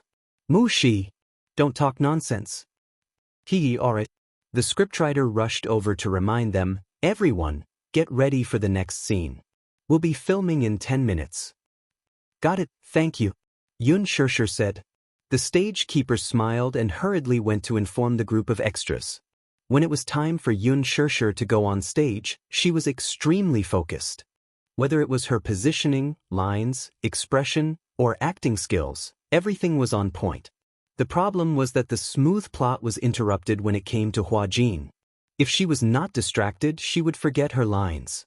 Hua Jin did not have many lines for this scene. In the past, with his ability, he could pass this scene in one take. However, in just half an hour, he had 3 NGs. He exploded on the spot.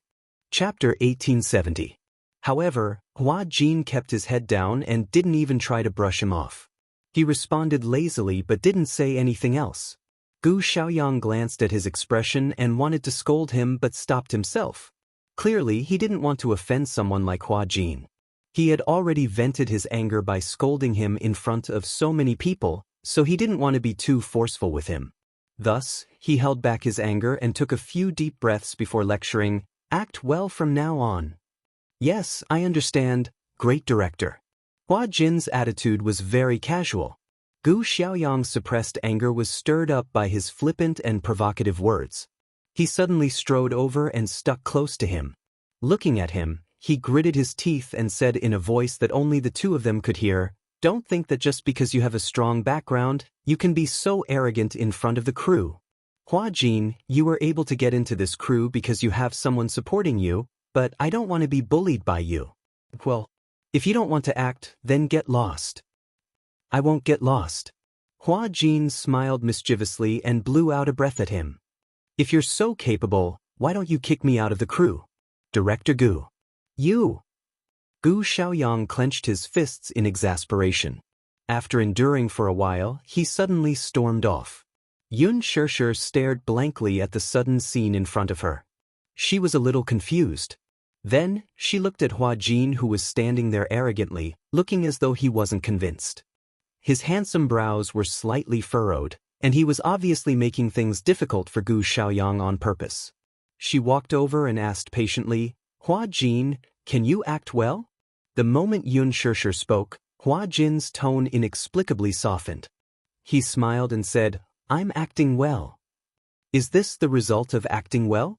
There are problems everywhere, be it your positioning or your lines. It's just a few lines. How many NGs have you had?" Hua Jin pouted and said unhappily, "I'm not in a good condition. I gave you so much time to adjust your condition, and now you're telling me that you're not in a good condition? Don't you think it's too perfunctory?" Everyone looked over curiously. Seeing that Yun Shirshir actually spoke to Hua Jin in such a tone, everyone was stunned. Everyone in the production team knew that Hua Jin had a strong backer. Hence, he was rather arrogant in the production team and no one dared to offend him. Even the strong-willed Gu Xiaoyang had to lower his status when speaking to him. But Yun Shirshir dared to speak to him like that in public. Everyone secretly sighed in their hearts. What great courage!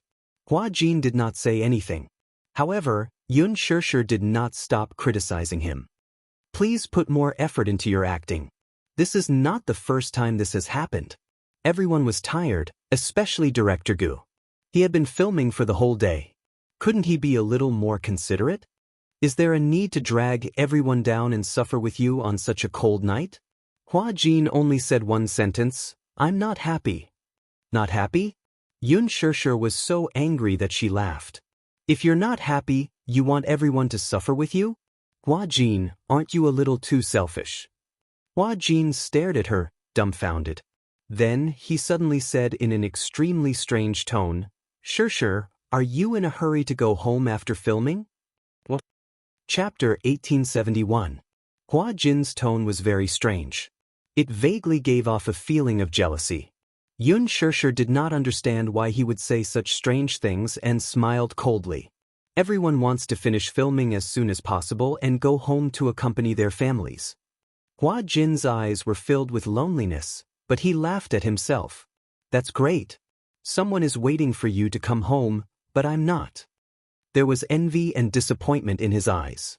Yun Shishir, Hua Jin lowered his head and compromised. Okay, I'll do my best and try to pass it in one take. I won't take up your time. The following scenes were surprisingly smooth. Basically, all the scenes were completed in one take. When Hua Jin was serious, his ability was jaw-dropping. Be it the emotion in his eyes or the dramatic tension in his expression, they were flawless. Everyone predicted that Hua Jin would definitely become the second Xianxia. He had such ability and talent. After the scenes were over, Hua Jin still had to stay behind to finish the night work. Yun Shishir finished her scenes and hurried home. On the way back, she carefully asked while driving, Shishir, do you feel that Hua Jin has an inexplicable dependence on you? I feel that he seems to like you a lot.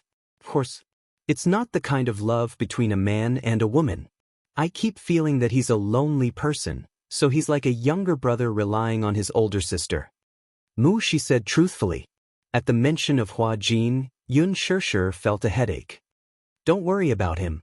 What's wrong? This person is really a weirdo. His temper is weird, and so is his personality. She was stunned for a moment before she smiled and said, Actually, I think that Hua Jin is quite a good person. Why do you say that? In the past, when I didn't interact with Hua Jin, I felt quite afraid of this person.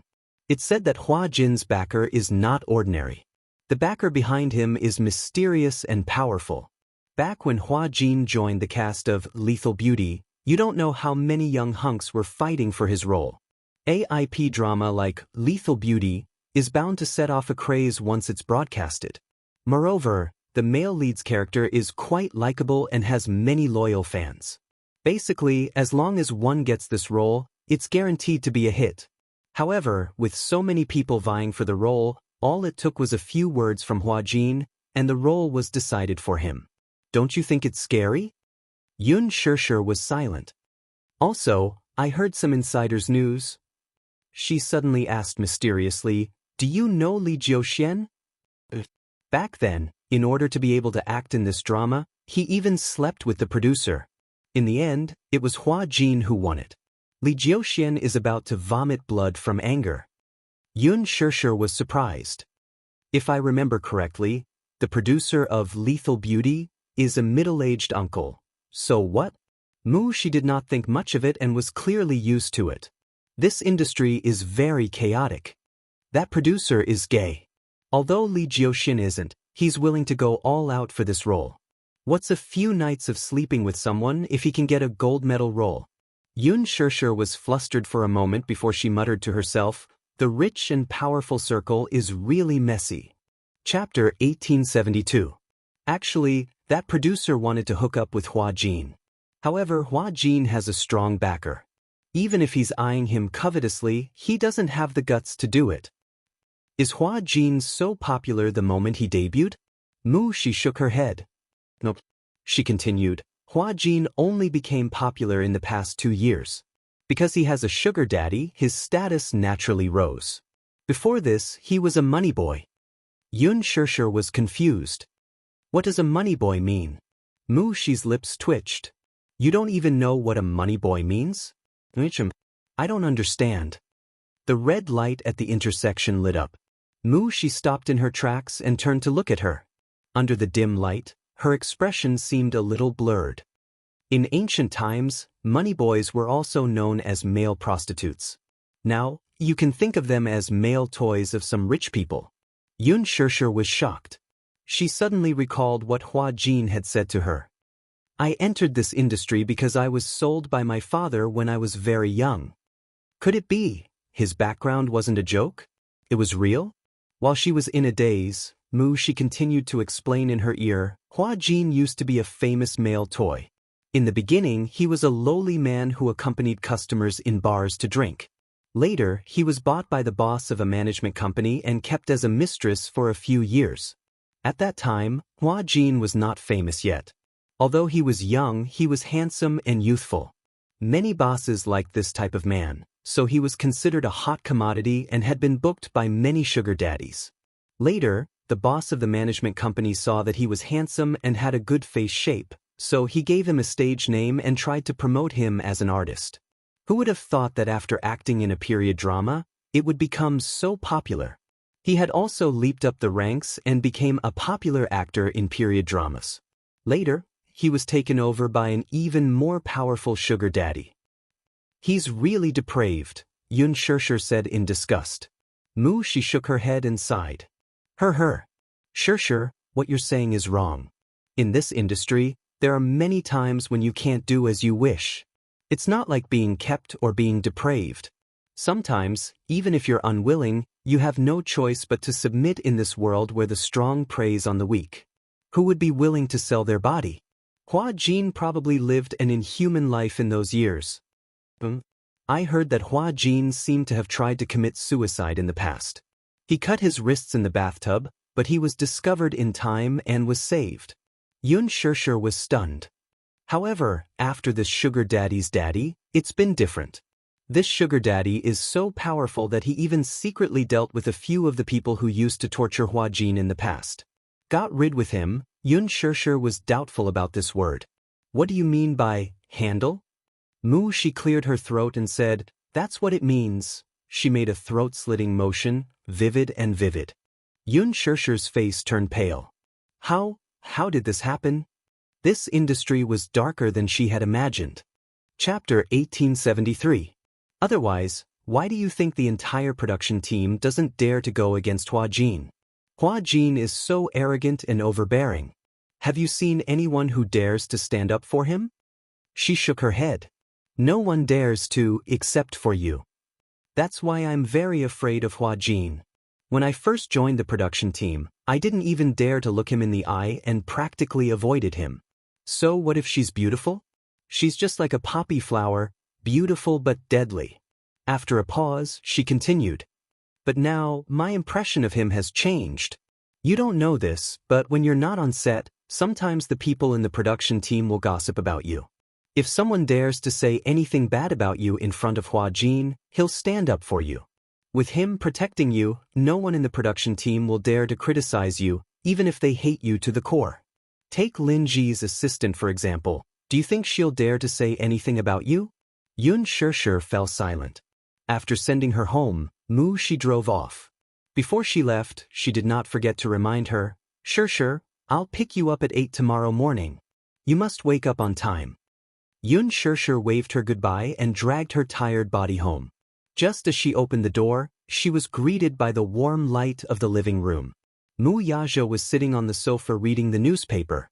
When he heard the movement at the entrance, he looked up and smiled faintly. You're back. Haven't you rested yet?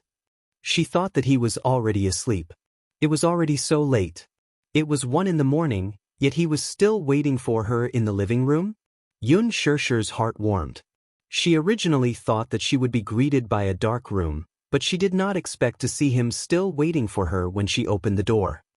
How can I sleep soundly if you don't come back? Mu Yaja said as he gently patted the sofa. Come here. His summons made her feel like a summoned beast. She did not know whether to laugh or cry. She closed the door, took off her coat, hung it on the hanger, and walked to the sofa. Just as she sat beside him, the man's strong arm wrapped around her waist and pulled her into his embrace. Before she could react, the man lowered his head and sealed her lips with a wolfish kiss. He tasted her beautiful breath. He had been thinking about this kiss for too long. He had been longing for the woman in his arms for so long. During this business trip for more than half a month, he missed her so much that he almost went crazy.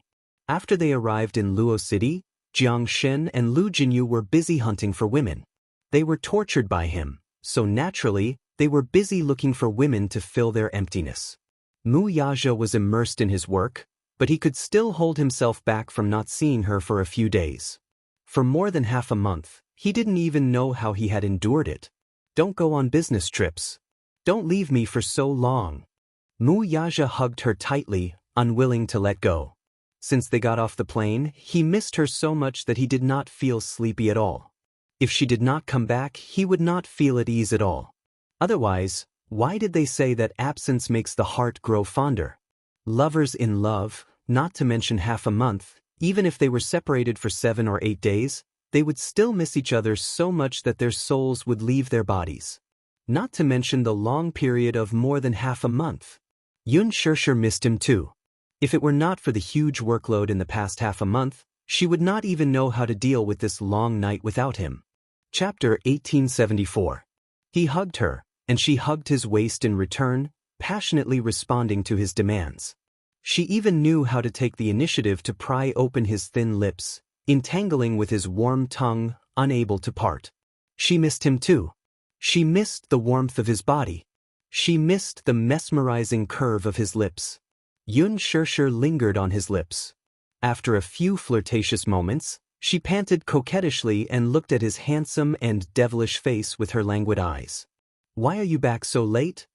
he said in a displeased tone, but his tone was full of indulgence and there was no hint of blame in it. Yun Shirshir replied, "The filming took place very late and the weather was cold, so the progress was a little slower." "Stop filming." As he rubbed against her ear, his breath smelled like orchids as he whispered these words. This was not the first time he had said this. Filming had taken up too much of their time together. He felt very dissatisfied. Yun Shirshir looked a little guilty. She cupped his face and comforted him. "Aren't I back now? You're back so late and you're still speaking in such a self-righteous tone?" Mu Yaja's tone was unfriendly. His hands suddenly reached under her clothes and through the thick cotton coat, he easily grasped her softness. He leaned close to her ear and said in a threatening and flirtatious tone, "Tell me, how should I punish you?" Yun Shirshir was angry and amused at the same time. She pushed his shoulder and said, "I'm only back a little late. Do you want to punish me? But I waited for you for 5 hours. Tell me, do you think you should be punished?" Mu Yaja's arrogant tone made the corners of her lips curl up even more. She hugged his shoulder and gave him a peck. She smiled sweetly and said, "My dear husband, is this compensation enough?" "Not enough." Yun Shirshir kissed him again. "Then how about this?" "Not enough." "Then what is enough?" Mu Yaja sucked on her cheeks reluctantly and kissed her deeply. He persevered in exploring the sweetness between her lips. However, at this moment, only a "kacha" sound could be heard. The bedroom door was opened. Mu Yaja was the first to react. He looked up and saw Yu Yu in his pajamas suddenly appearing at the end of the corridor. He looked at the intimate scene in the living room and was tongue-tied for a moment. There was a look of uneasiness on his little face. He stood there uneasily and wanted to retreat silently. However, when he saw Mu Yaja's gaze on him, he could not move his feet for a moment. D****. Yu Yu helplessly covered his face. He was clearly speechless. What a coincidence, he actually caught his daddy and mommy being lovey-dovey again. How awkward! And this was not to mention, to God Tao is it telepathy? As long as daddy and mommy were being intimate, he would always appear coincidentally. He to Momo you to mommy and daddy to mommy. To mommy to mommy to mommy to mommy and mommy and to momta YY to daddy and daddy to mommy and momly to mommy and to momus. Would daddy think that it was premeditated? To daddy on purpose? He was innocent. He was not going to take the blame. Yu could not hide the awkwardness on his face. Yun Shirshir turned her gaze and saw Yu standing there looking tired and embarrassed. She immediately wanted to get up and push Mu Yazhe away. However, the next second, Mu Yazhe pulled her into his arms domineeringly. Chapter 1875. Yu cleared his throat and pretended to rub his sleepy eyes innocently. He said righteously, "I'm thirsty, so I want to get some hot water to drink." Drinking hot tea is a good habit. Proof. Mu Yazhe said calmly. Yu said politely, "Thank you, father, for your permission." Yun Shirshir was speechless. Mu Yazhe looked at him meaningfully and said, "After you've poured the hot water, drink it and go to sleep. Do you understand?" Yu exchanged glances with him. The father and son looked at each other with tacit understanding. One of them was using his eyes to say, "I'm busy with your mommy."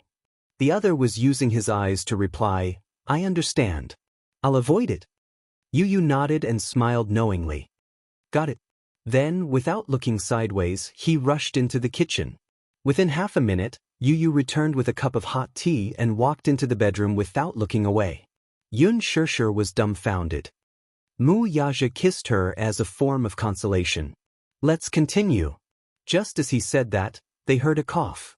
The two of them turned around and saw Yu's little head popping out from behind the wall. Then he reminded them kindly, "It's cold at night. Daddy and Mommy should rest early too. Remember to strike a balance between work and rest." With that, he turned around and ran back into the room, slamming the door shut. Mu Yazhe was speechless. Yun Shirshir was speechless. This little clown.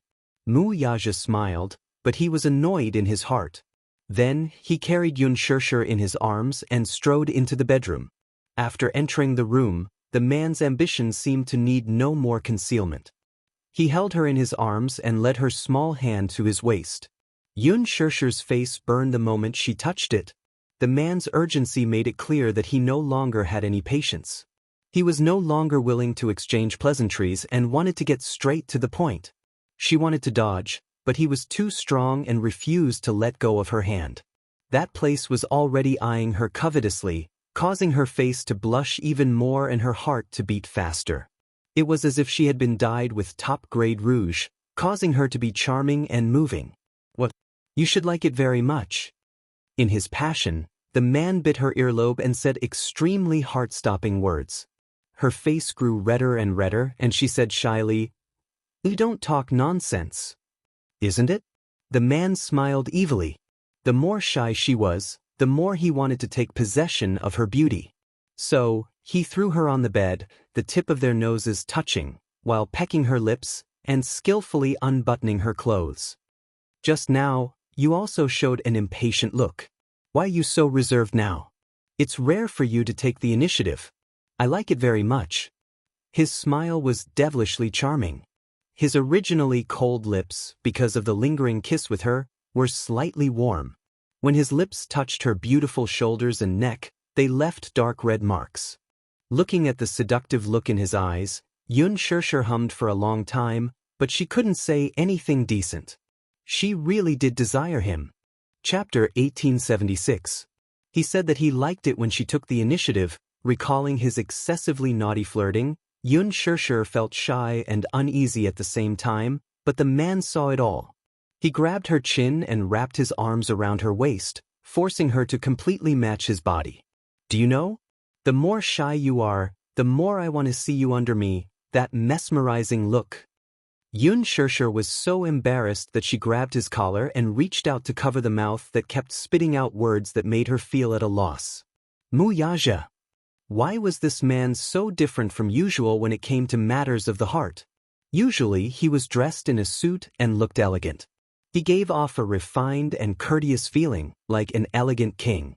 And in this aspect, whenever he was in the middle of matters, he would always say things that made her blush.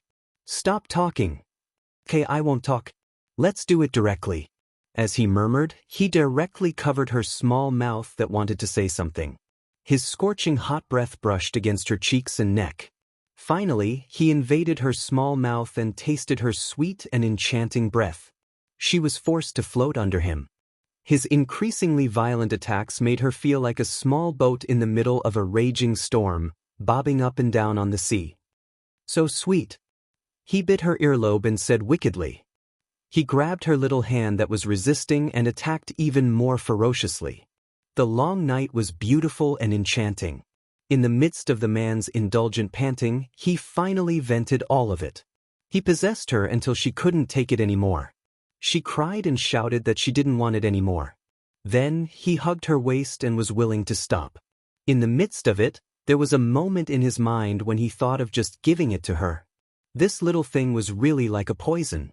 Even so, he still couldn't control himself and fell into it, drinking poison to quench his thirst. After they finished, Xianxia nestled in his arms. She was so exhausted that she couldn't even lift her eyelids. If she moved a little, her waist would let out a tragic cry. It was as if she had just experienced a war. She felt that her whole body was about to fall apart. She was so useless.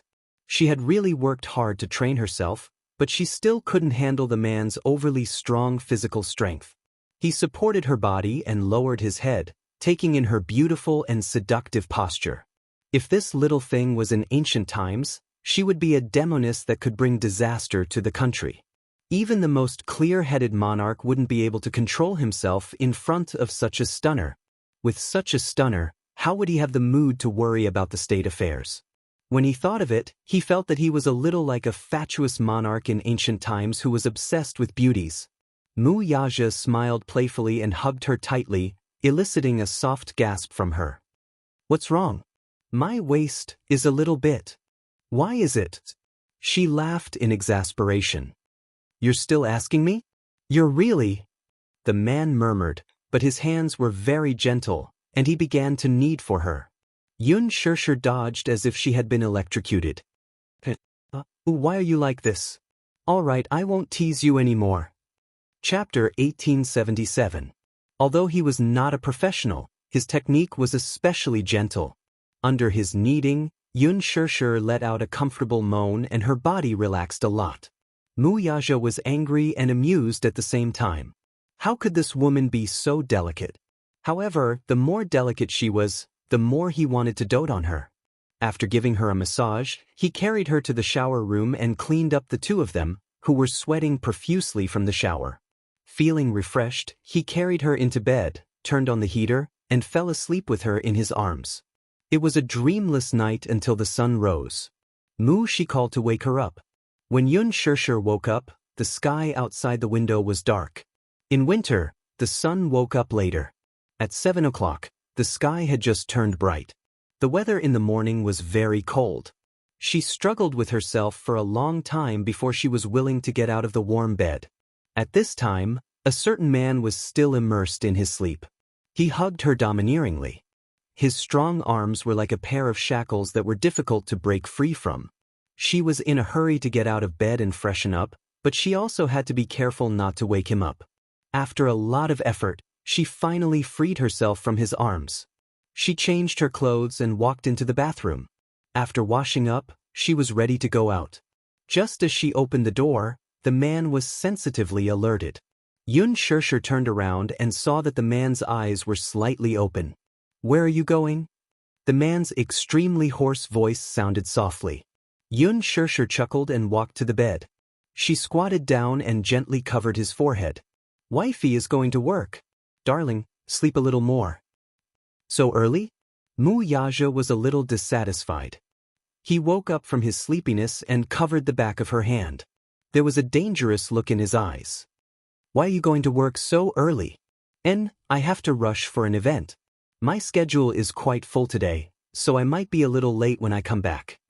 Wuxia narrowed his eyes. "Qin Zhou, that D*****M vampire." This little thing's body was so weak, yet he could not bear to torture her. Yet he made her schedule so full? Courting death. "I heard that the movie you starred in did well at the box office." "Yes. That's why I received a lot of notices." He had already signed several contracts. Wuxia's gaze became increasingly dangerous. This Qin Zhou really deserved to die.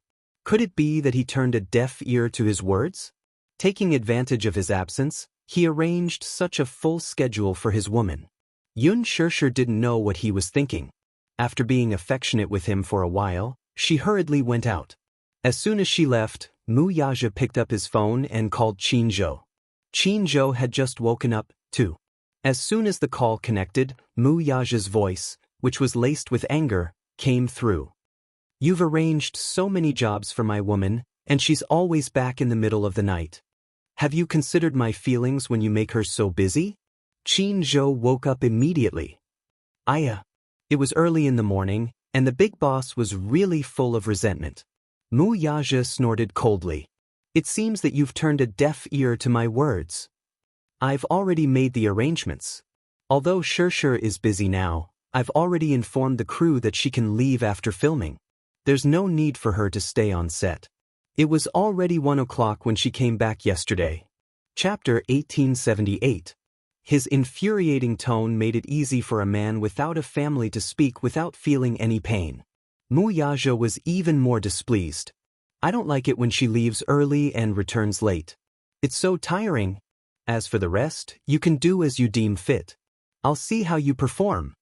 Without giving him a chance to explain further, he hung up the call. Qin Zhou stared at the phone screen with his mouth agape. His whole person was in a mess. "What is this? What a domineering Xiao." He muttered and looked at the time. It was past 8 in the morning, which was indeed very early. The weather was still very cold at this time. No wonder this big boss was angry. His heart must be aching to see his wife rushing to work early in the morning.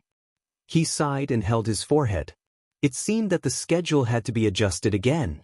Yun Shirshir had 2 jobs in the morning, so she rushed through them like a flying person.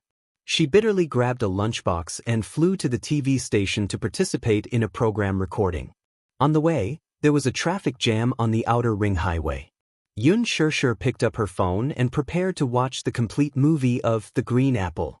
She did not have the chance to watch the movie after the post-production was completed, so she did not know how the overall effect of the movie was.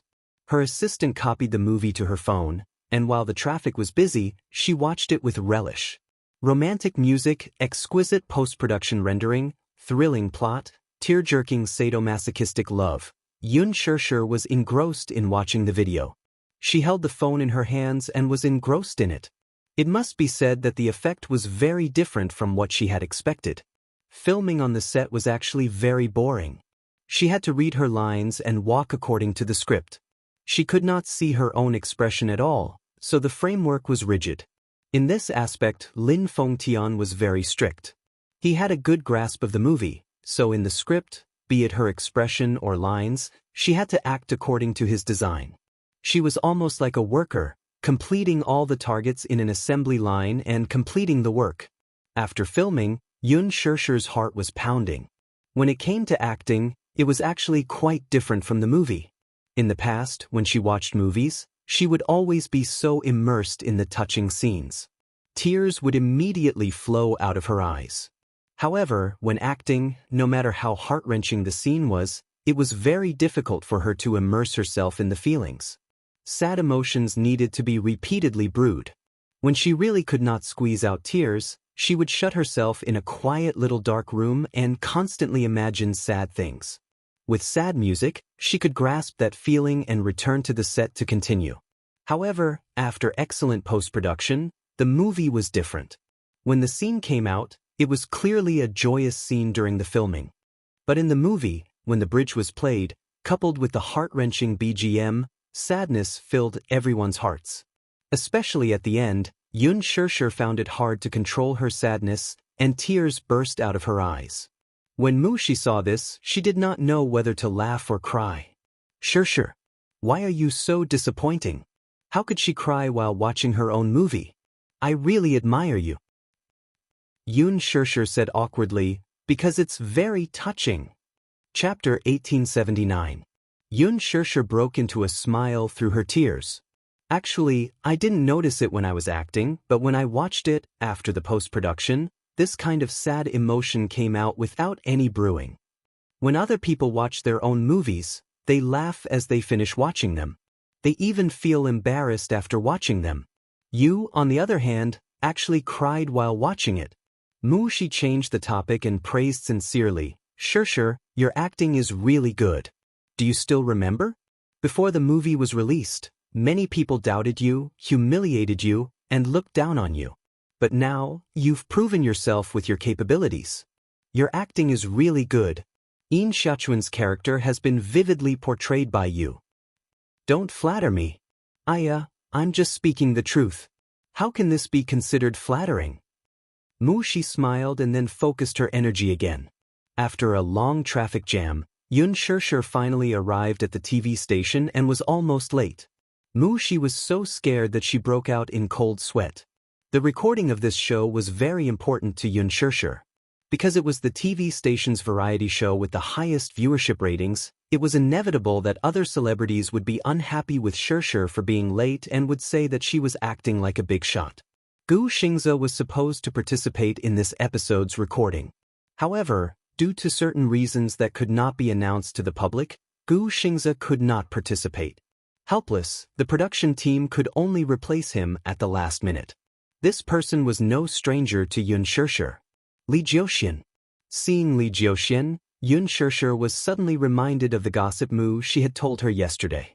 When she thought of how Li Jiuxian was willing to sleep with the producer for the male lead of Lethal Beauty, she felt that this man was really degrading. In the past, she thought that Li Jiuxian's looks were outstanding, his acting skills were not bad, and his temperament was gentle and elegant. She did not expect him to be so unrestrained in private. It was really hard to imagine.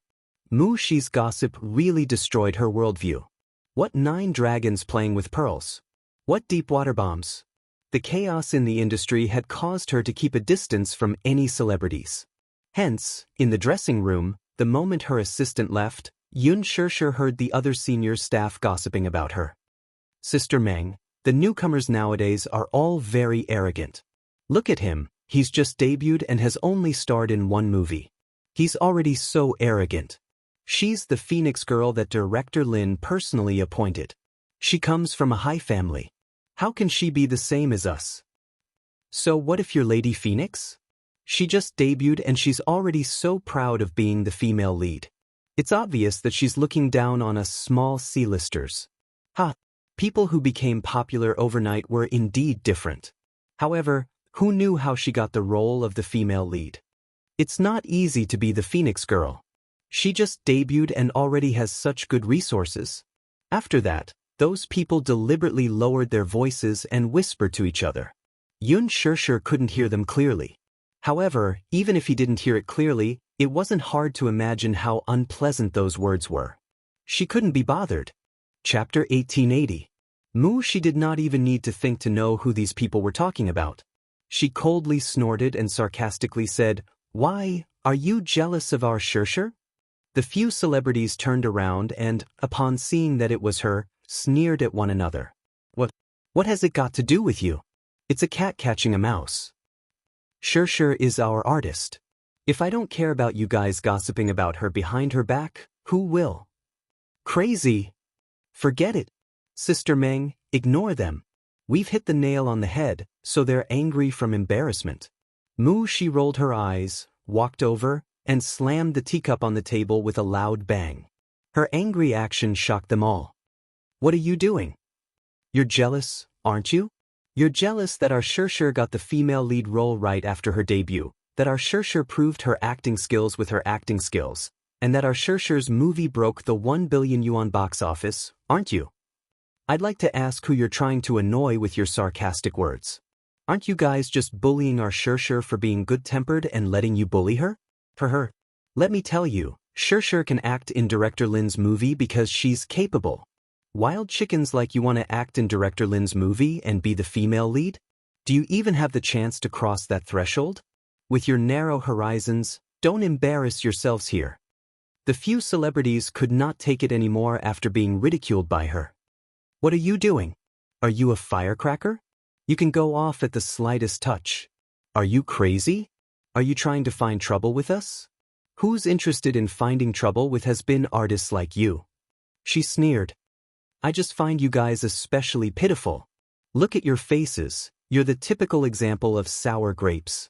You even said that our Xianxia is pretending to be pure and innocent. But why don't you take a look at yourselves? Going to Korea for plastic surgery is more like an assembly line product. Look at your hyaluronic acid faces. Do you think you can act it out? Don't think that you'll be famous just because you're in this industry now and have a sugar daddy. Acting still depends on your abilities. Her poisonous tongue was comparable to Qin Zhou's. His cunning and poisonous tongue made the faces of the few people turn white, making them feel embarrassed. One of the more experienced artistes suddenly jumped up from her seat and arrogantly walked in front of her. Her exquisitely painted face was like a Barbie doll, and a pair of eyes stared fiercely at her, as if she wanted to eat her up. Amazing! Even a small assistant nowadays is so rude. Who do you think you are? How dare you stand in front of us and criticize us? Are you looking for a beating? Her face was full of menace. Chapter 1881. For someone like you, it's better not to think about entering the entertainment industry. Instead, you should think about how to hook up with a rich and foolish sugar daddy and quickly pursue your dream of becoming a rich man. The artiste whom Wuxia was mocking was indeed a bar hostess. After obtaining a sugar daddy, she pestered her way into the entertainment industry and went for plastic surgery to get some resources. She had some fame, but she was only half famous. Even in this variety show, she was only invited by the production team to fill in the numbers. That person's face turned green and white, and she could not spit out a word. It must be said that where there were women, there would be war. Moreover, the entertainment industry was a place where beauties gathered. If one had to use a word to describe it, it was similar to the imperial palace in ancient times. Many artistes were like concubines in the harem. Those who were beautiful would naturally have a bright future. Those who were not beautiful would grit their teeth and go for plastic surgery to see if they were fated to be famous or not. Take this person, who was called Sister Meng by the younger generation, for example. She had an angelic face, but she was not fated to be famous at all. She acted in a few shows, but they were neither hot nor cold. Those who had a bleak future were like those concubines who had fallen out of favor in the harem. They were banished to the cold palace and disappeared without a trace. There were even some artistes who, although they were called celebrities, were nothing more than high-class prostitutes. They indulged in a life of luxury and forgot everything. Wuxia especially looked down on such people. Before entering the entertainment industry, she had always thought that celebrities were like male gods and goddesses. However, when she really entered the industry, she realized that, although they were glamorous on the surface, they were actually foul in private. This person called Sister Meng was so angry that she could not speak for a moment. She continued to mock her. Envious of our Xianxia, what's the use of being jealous? If you're indignant, why don't you do it too? If you're so capable, come out with a movie that breaks 1 billion yuan at the box office. Let's see you in a different light. Shut up. The heated argument alerted Xianxia and, at the same time, the show's producer. The producer walked over. When he saw Wuxia, he smiled at her. The production team used to have a deep relationship with Xianxia, so he was familiar with her and knew that she was a lady who did her job. He then looked at the ashen faces of the artistes and frowned. What are you doing? What's going on? Producer Li, it's like this. Wuxia explained to them what had happened earlier. Sister Meng panicked and opened her mouth to explain. Producer Li waved his hand and interrupted her. Backstage, there's so much media waiting for you and you're still arguing? What a bad temper. Wu Mingjie, I'm warning you. If you still want to go on the show, shut your mouths. Otherwise, don't say that I didn't warn you if you don't perform well and get humiliated in front of the public. With that, the producer gave a few more instructions to Wuxia before turning around to get busy. Wu Mingjie was so angry that her chest heaved up and down violently. She had nowhere to vent her anger, so she said sarcastically, having a background is really different. Even the producer is taking such good care of you. Bitch. If you have the ability, you should do the same. Wu Mingjie felt suffocated and uncomfortable all over. She glared at her fiercely and left the dressing room in her high heels. A few of his followers immediately chased after him. Chapter 1882. Xianxia was dumbfounded at the sight. Seeing her dazed expression, Wuxia asked in confusion, Xianxia, what's wrong? Why do you have such an expression? You're so strong. I didn't expect you to have such a sharp tongue. She stuck out her tongue, not knowing whether to laugh or cry. What? I've been with Qinzhou for so long, so I naturally have to practice my glib tongue. Thank you for defending me, but there's no need to be calculative with these people. Xianxia, it's not that I'm being hypocritical, but you'll never know the consequences of angering these people. You're well-mannered, but they're brainless. Can you be calculative with them? She did not fully understand. You're just an assistant. To be honest, in this society, the strong preys on the weak. The fact that they can become famous means that they have some power behind them. If you really go head-on with them, you might end up hurting yourself. She understood that Xianxia was saying this out of concern for her. Indeed, she had lost her rationality because she was too angry earlier. Just thinking about it made her shudder. These artistes financiers were quite powerful. If she went back and filed a complaint, she did not know how they would deal with her behind her back. She was different from them. She didn't have a strong backing. She smiled guiltily. I'm sorry, Xianxia. I wasn't rational enough. Thank you for your concern. She was especially grateful for Xianxia's kind reminder. It's fine, but don't worry. Xianxia changed the topic and smiled evilly. In the future, just leave such people to me. Since they said that she used underhanded means to climb up the ranks, she might as well let them see what kind of underhanded means she had. Those words just now had angered her. However, due to her etiquette, she did not show her displeasure on her face. When she returned to the dressing table, she received a new message on her phone. Wuxia, when will it end? Xianxia replied, filming ends at 4 p.m. Half a minute later, a reply came. Which TV station? I'll pick you up. It was just a simple sentence, but it was filled with love and sweetness. Xianxia smiled and replied briskly, Yasen TV station. Generally speaking, a variety show's broadcast duration was only around 90 minutes, but in reality, the recording process was extremely long. After the 4-hour-long recording ended, Wuxia had already rushed to the underground parking lot and was waiting quietly. Xianxia appeared on time. After getting into the car, she hugged his shoulder and planted a kiss on his cheek. Hubby, you've worked hard. It was a warm nickname, but it was Wuxia. His thin lips couldn't help but curve into a doting arc. Are you hungry? He asked gently as he gazed at her face with watery eyes. Xianxia rubbed her deflated tummy and grumbled, Of course, I'm hungry. I just ate a little for lunch. What did you eat? Lunch. Xianxia had an indescribable look of resentment on her face. I took a few bites and rushed to the next trip. Why are you in such a hurry? You have to eat your fill for lunch. Because I'm afraid that I won't be able to make it in time for the recording. If you can't make it in time, let them wait. In the future, you're not allowed to work without a full meal. It's easy to get stomach problems from hunger. Such a domineering tone was his usual style. Xianxia didn't know whether to laugh or cry. Chapter 1883. Wuxia rubbed her fringe lovingly and tucked a strand of hair that had fallen to the corner of her eyes behind her ear. Where do you want to eat tonight? Xianxia licked her pink lips and suddenly suggested, Why don't we go for Western food? I suddenly feel like eating fried steak. But the car slowly drove out of the parking lot. At the exit, Wuxia drove so fast that he almost collided with a speeding Mercedes-Benz. The car braked and steadied itself. Xianxia was shocked. She saw that the car was about to collide with the car. Fortunately, Wuxia controlled the car well. Coupled with the car's high performance, he managed to stop the car in time. A woman alighted from the Mercedes-Benz. Xianxia took a closer look and her face suddenly turned cold. What was the saying again? Enemies were bound to meet on a narrow road. The person alighting from the car was Wuxia, who had a fierce argument with Wuxia in the dressing room. The moment she alighted, she nervously walked to the front of the car to take a look.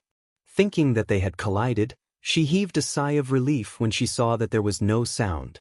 She was scared. This Mercedes-Benz was an imported sports car. Every time a layer of paint was chipped, They would have to import parts from abroad to repair the car. It was very expensive. Thinking of this, Wu Mingjie felt a lingering fear in her heart. She stormed up to Mu Yaja's car and angrily knocked on the window. "Do you have F***king eyes? Do you know how to drive? Why are you driving so fast? Are you rushing to be reincarnated?" Yun Shishir's face turned colder. This Wu Mingjie was reserved and humble in the show. When she smiled, she was as elegant and noble as a goddess. She was beautiful and moving. She did not expect that she would be so shrewish and uncultured when off camera. It turned out that one could not judge a person by their appearance. She looked bright and beautiful, but who knew what kind of disgusting person she was in private? Mu Yaja lowered the window expressionlessly and turned to look at her coldly. Wu Mingjie was stunned when she saw him. What a handsome man! Is he a celebrity idol? But she had been in the industry for so long, and she had never seen such a handsome person. His deep eyes, exquisite facial features, and handsome silhouette made him look like a god. When people see beautiful things, they will always be fascinated. However, when she saw Yun Shishir sitting in the front passenger seat the next second, she was even more surprised. "Why are you here?" Yun Shishir asked coldly. "Why can't it be me?" "You?" Wu Mingjie looked at Mu Yaja and then looked at Yun Shishir. For a moment, she was a little confused.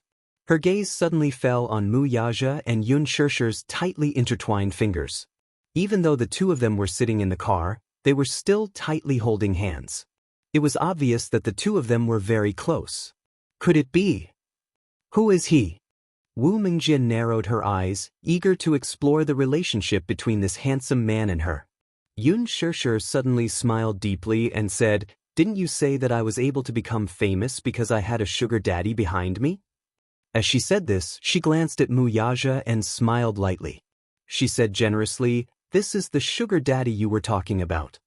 Sugar daddy? When Mu Yaja heard this, his gaze turned cold and sharp in an instant. When Wu Mingjie heard this, her mind went boom and instantly exploded. What? This ridiculously handsome man was actually her sugar daddy. How was that possible? But looking at the intimacy between the two of them, Chapter 1884. If what Yun Shishir said was true, then it was really enviable. The sugar daddy behind her was so outstanding, rich, and handsome. Compared to her previous sugar daddies, they ranged from their 30s to their 50s. There were even old men who were old enough to be her grandfather. They were either balding, or had big bellies. Whenever she thought of that fat body pressing down on her and pleasuring her tactfully, she resisted the urge to vomit. Wu Mingjie was so jealous that her eyes were about to bleed. "I knew it. For you to have such good resources, you must have a sugar daddy supporting you. However, Yun Shishir, you're so lucky to have such a sugar daddy supporting you. I'm so envious of you." After a pause, she suddenly flipped her long black hair charmingly. With one hand on her slender waist, she gently placed her hand on the car window. "Sir, it's really bad of you to have taken a fancy to such a woman. Why don't you kick her away and I'll do something to you?" As she spoke, she winked at him in what she thought was a flirtatious manner. She lowered her voice and said, "I'm really good in bed." He frowned. "Dirty?" Wu Mingjie was stunned. What did you say?" Mu Yaja ordered expressionlessly, "Take your dirty hand away." After that, without waiting for her to react, he pressed a button to roll up the car window. Wu Mingjie was caught off guard, and her hand was caught by the car window. She yelped in pain. Mu Yaja stepped on the accelerator, and the car sped away, almost brushing against her body. She was hit hard by the speeding car, and she fell to the ground with a face full of mud. Wu Mingjie stood up and stomped her high heels angrily. What kind of person is he? He's blind to have taken a fancy to that kind of white lotus. As she said that, she still felt that it was a pity. If she could have such a handsome sugar daddy, she would wake up laughing in her dreams. Who was that woman just now? After the car drove out of the car park, Mu Yaja asked plainly. "A C-list celebrity." Yun Shishir glanced at him and suddenly said half-jokingly, "My husband is so charming. Someone actually dares to openly seduce you in front of me. Tell me, should I be angry?" She can't compare to you, not even a hair on your head. Mu Yaja obviously didn't like her joke. He pinched her hand so hard that it hurt. You can't take revenge on me like this. Yun Shirshir protested softly. Did she bully you? If she bullies me, are you going to stand up for me? Yun Shirshir said with a smile. Mu Yaja frowned, but he didn't seem to be joking with her. Answer me, did she bully you? Hubby, you're so stupid. It's obvious that your wife is being bullied outside. She scolded me for a long time in the makeup room. I don't like her. After a pause, she said aggrievedly, she's also an artist under Huanyu. Hubby, your wife is being bullied outside. Are you going to stand up for me? Mu Yaja was speechless when he heard that. As the lady boss of Huanyu, you're actually being bullied outside by an artist under your management. What should I say about you? Yun Shirshir was silent. Since when was she the lady boss of Huanyu? That's right. Her husband was the big boss behind Huanyu. In that case, wouldn't she be the lady boss of Huanyu? Fools and Fools. Chapter 1885. Yun Shirshir poked her fingers in embarrassment. Mu Yaja caressed her lowered head and snorted. She doesn't have eyes. I'll issue a blacklist order tomorrow to freeze her. Yun Shirshir was amused by his protective attitude. She clapped her hands and cheered, Hubby is mighty. How shameless. Yun Shirshir suddenly clenched her fists and said, Don't wait until tomorrow, let's do it tonight. I didn't want to be calculative with her, but this B*Tsich actually seduced my hubby right in front of me. I can't take it until tomorrow. Mu Yaja, he suddenly smiled. Alright, I'll blacklist her tonight. Even he himself didn't realize how much he indulged and doted on this little woman. Hubby is the best. Alright, don't be unhappy. Let's go for dinner now. Okay. Yun Shirshir nodded in joy. Her phone suddenly rang at this moment. She picked it up and glanced at the screen. It was a call from her father. When the call connected, she heard Yun Yecheng's uneasy voice from the other end. Shirshir, where are you now? Are you busy? Dad, I'm about to go for dinner. I just finished work. Come to the police station on Shifeng Road now. His voice was extremely hoarse. Usually, when he heard that she had just finished work, he would ask about her well-being. No matter how important the matter was, he would ask her to have dinner first. However, today's Yun Yecheng's tone was extremely urgent. Yun Shirshir was stunned. Police station? Dad, what happened? I don't know what's going on either.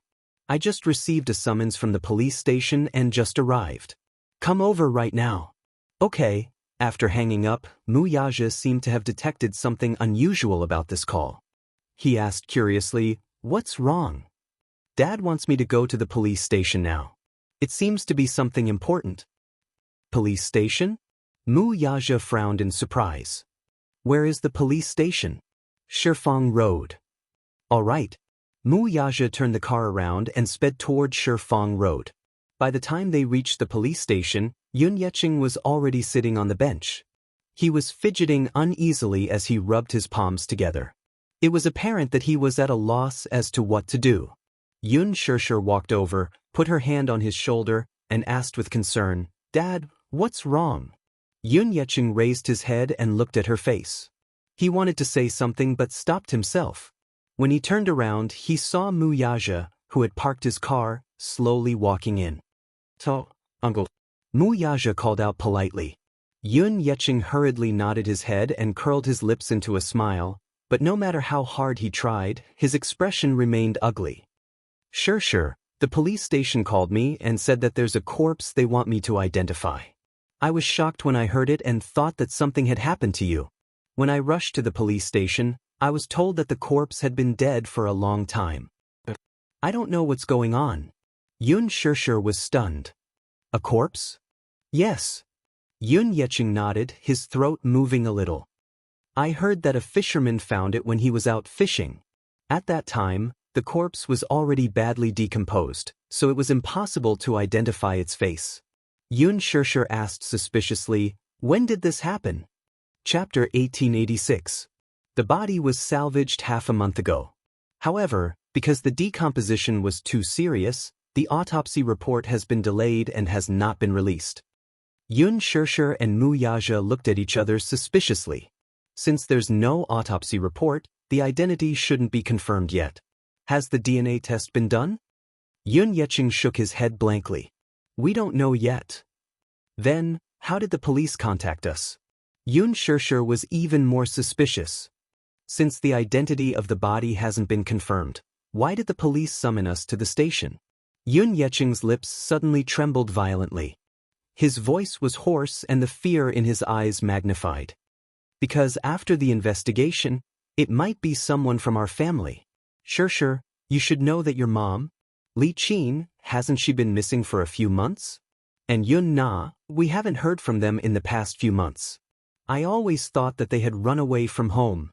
This time, the police summoned us to identify the deceased's belongings and clothes to see if we can find anything. I'm on tenterhooks right now. They had been husband and wife for decades.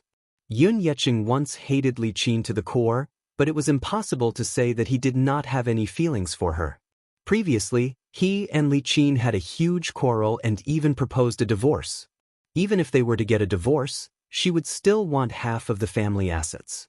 Yun Yeqing hated her for being too mean to Shirshir and being a bully, while Li Qin hated him for being biased toward Yun Shirshir and not caring about his biological daughter. After the quarrel, something happened to Yun Na. After that, at the hospital, the mother-daughter pair seemed to have disappeared from the face of the earth. He had thought of calling the police, but on second thought, there was no bad news after being missing for so many days. They probably ran away from home. Thinking that dirty linen should not be aired in public, Yun Yeqing sighed. Husband and wife parted on good terms after all. Since Li Qin had left the house with Yun Na, then so be it. At least he could have some peace. Hence, he did not make a fuss about it. At that time, he still harbored some hatred toward Li Qin. But this morning, the police suddenly called and asked them to identify a corpse. Yun Yeqing was baffled and puzzled. What corpse? The police officer asked. There are 2 missing persons in your family. One is your wife, Li Qin, and the other is your daughter, Yun Na. They've been missing for so long, why didn't you report them? Do you know where the 2 of them went? Yun Yeqing claimed that he had no idea. The officer laughed and gave a general account of the incident. He said that a fisherman had disturbed a highly decomposed corpse when he was out fishing. He heard that the corpse was salvaged from the waters of East Harbor. From the preliminary autopsy results, it was suspected that it was a homicide, so he was asked to identify the corpse. Furthermore, Yun Yeqing was also listed as a suspect because he did not report his wife and daughter missing for so many days. Yun Yeqing hurried to the police station. Due to an impromptu meeting, it had been delayed until now. He waited for an entire afternoon. Yun Shirshir's face darkened when she heard this. Chapter 1887. That's unlikely, right? The more Yun Shirshir listened, the more incredulous she felt. She shook her head and said, Mom and Yun Na have been missing for months. If they were killed, their bodies would have decomposed into white bones by now. How? I've mentioned this before too. However, the police said that the time of death hasn't been confirmed yet. Furthermore, the body was salvaged from the sea with heavy rocks tied to it.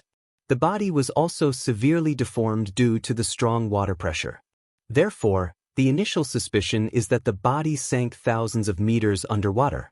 Very few creatures can survive at such depths, and the body will take a year or even a few years to completely decompose. After a long period of time, the rope was immersed in the water and the body was slowly washed up by the sea. When it was salvaged, a third of the body was eaten by fishes. It was a horrible sight. Yun Shirshir felt nauseous when she heard this. So, do we need to identify the body later? She asked. Yun Yeqing nodded solemnly. Yun Shirshir sighed and sat down beside him. Mu Yaja glanced at the pale-faced Yun Yeqing and turned to pour him a cup of hot water. Uncle, drink some water. You don't look good. Yun Yeqing thanked him profusely, looking a little uneasy. Mu Yaja sat down beside him and patted his shoulder gently. Uncle, don't be nervous and don't think too much. Yun Yeqing shook his head helplessly. My mind is in a mess right now, so I'm not thinking too much. I'm just wondering who this body belongs to. Could it be Li Qin? Or Yun Na? Yun Yeqing's heart wrenched at the thought of this possibility. There was a saying that even a vicious tiger would not eat its cubs. No matter how disappointing Yun Na was, she was still his flesh and blood. No matter how much he hated her, it was an indescribable pain to see his child die before him. Yun Yecheng rubbed his hands and lowered his head without saying a word. He sat in his seat and appeared to be calm on the surface, but his heart was in turmoil. Memories of Yun Na's innocent and adorable childhood flashed through his mind, especially when she was just born. He held her in his arms, and that kind of tender love and pride. He prayed in his heart that the corpse that was retrieved was not his wife or Yun Na. Although they had done many foolish things in the past, they did not wish for the corpse to be any of them. How could Yun Xianxia not have mixed feelings? She thought that they had gone missing because they had left home without saying goodbye. Who would have thought that his whereabouts were unknown, and that he might have died in a bizarre manner? Was it fished up from the sea? Yun Yecheng suddenly raised his head and asked tentatively, "Xianxia, do you hope that the corpse is—" "I don't." She knew he wanted to ask that, but her answer was that she didn't want to. Yun Yecheng nodded and smiled in relief. "I thought you hated her." "Dad, hate is hate. But I'm not so cruel as to kill someone just because I hate them." Mu Yaja raised his hand to look at his watch. It had been an hour since they arrived, but the police still hadn't come out to greet them. The excessive neglect made him a little unhappy. Thus, he dialed a number and walked to the side to give a few instructions.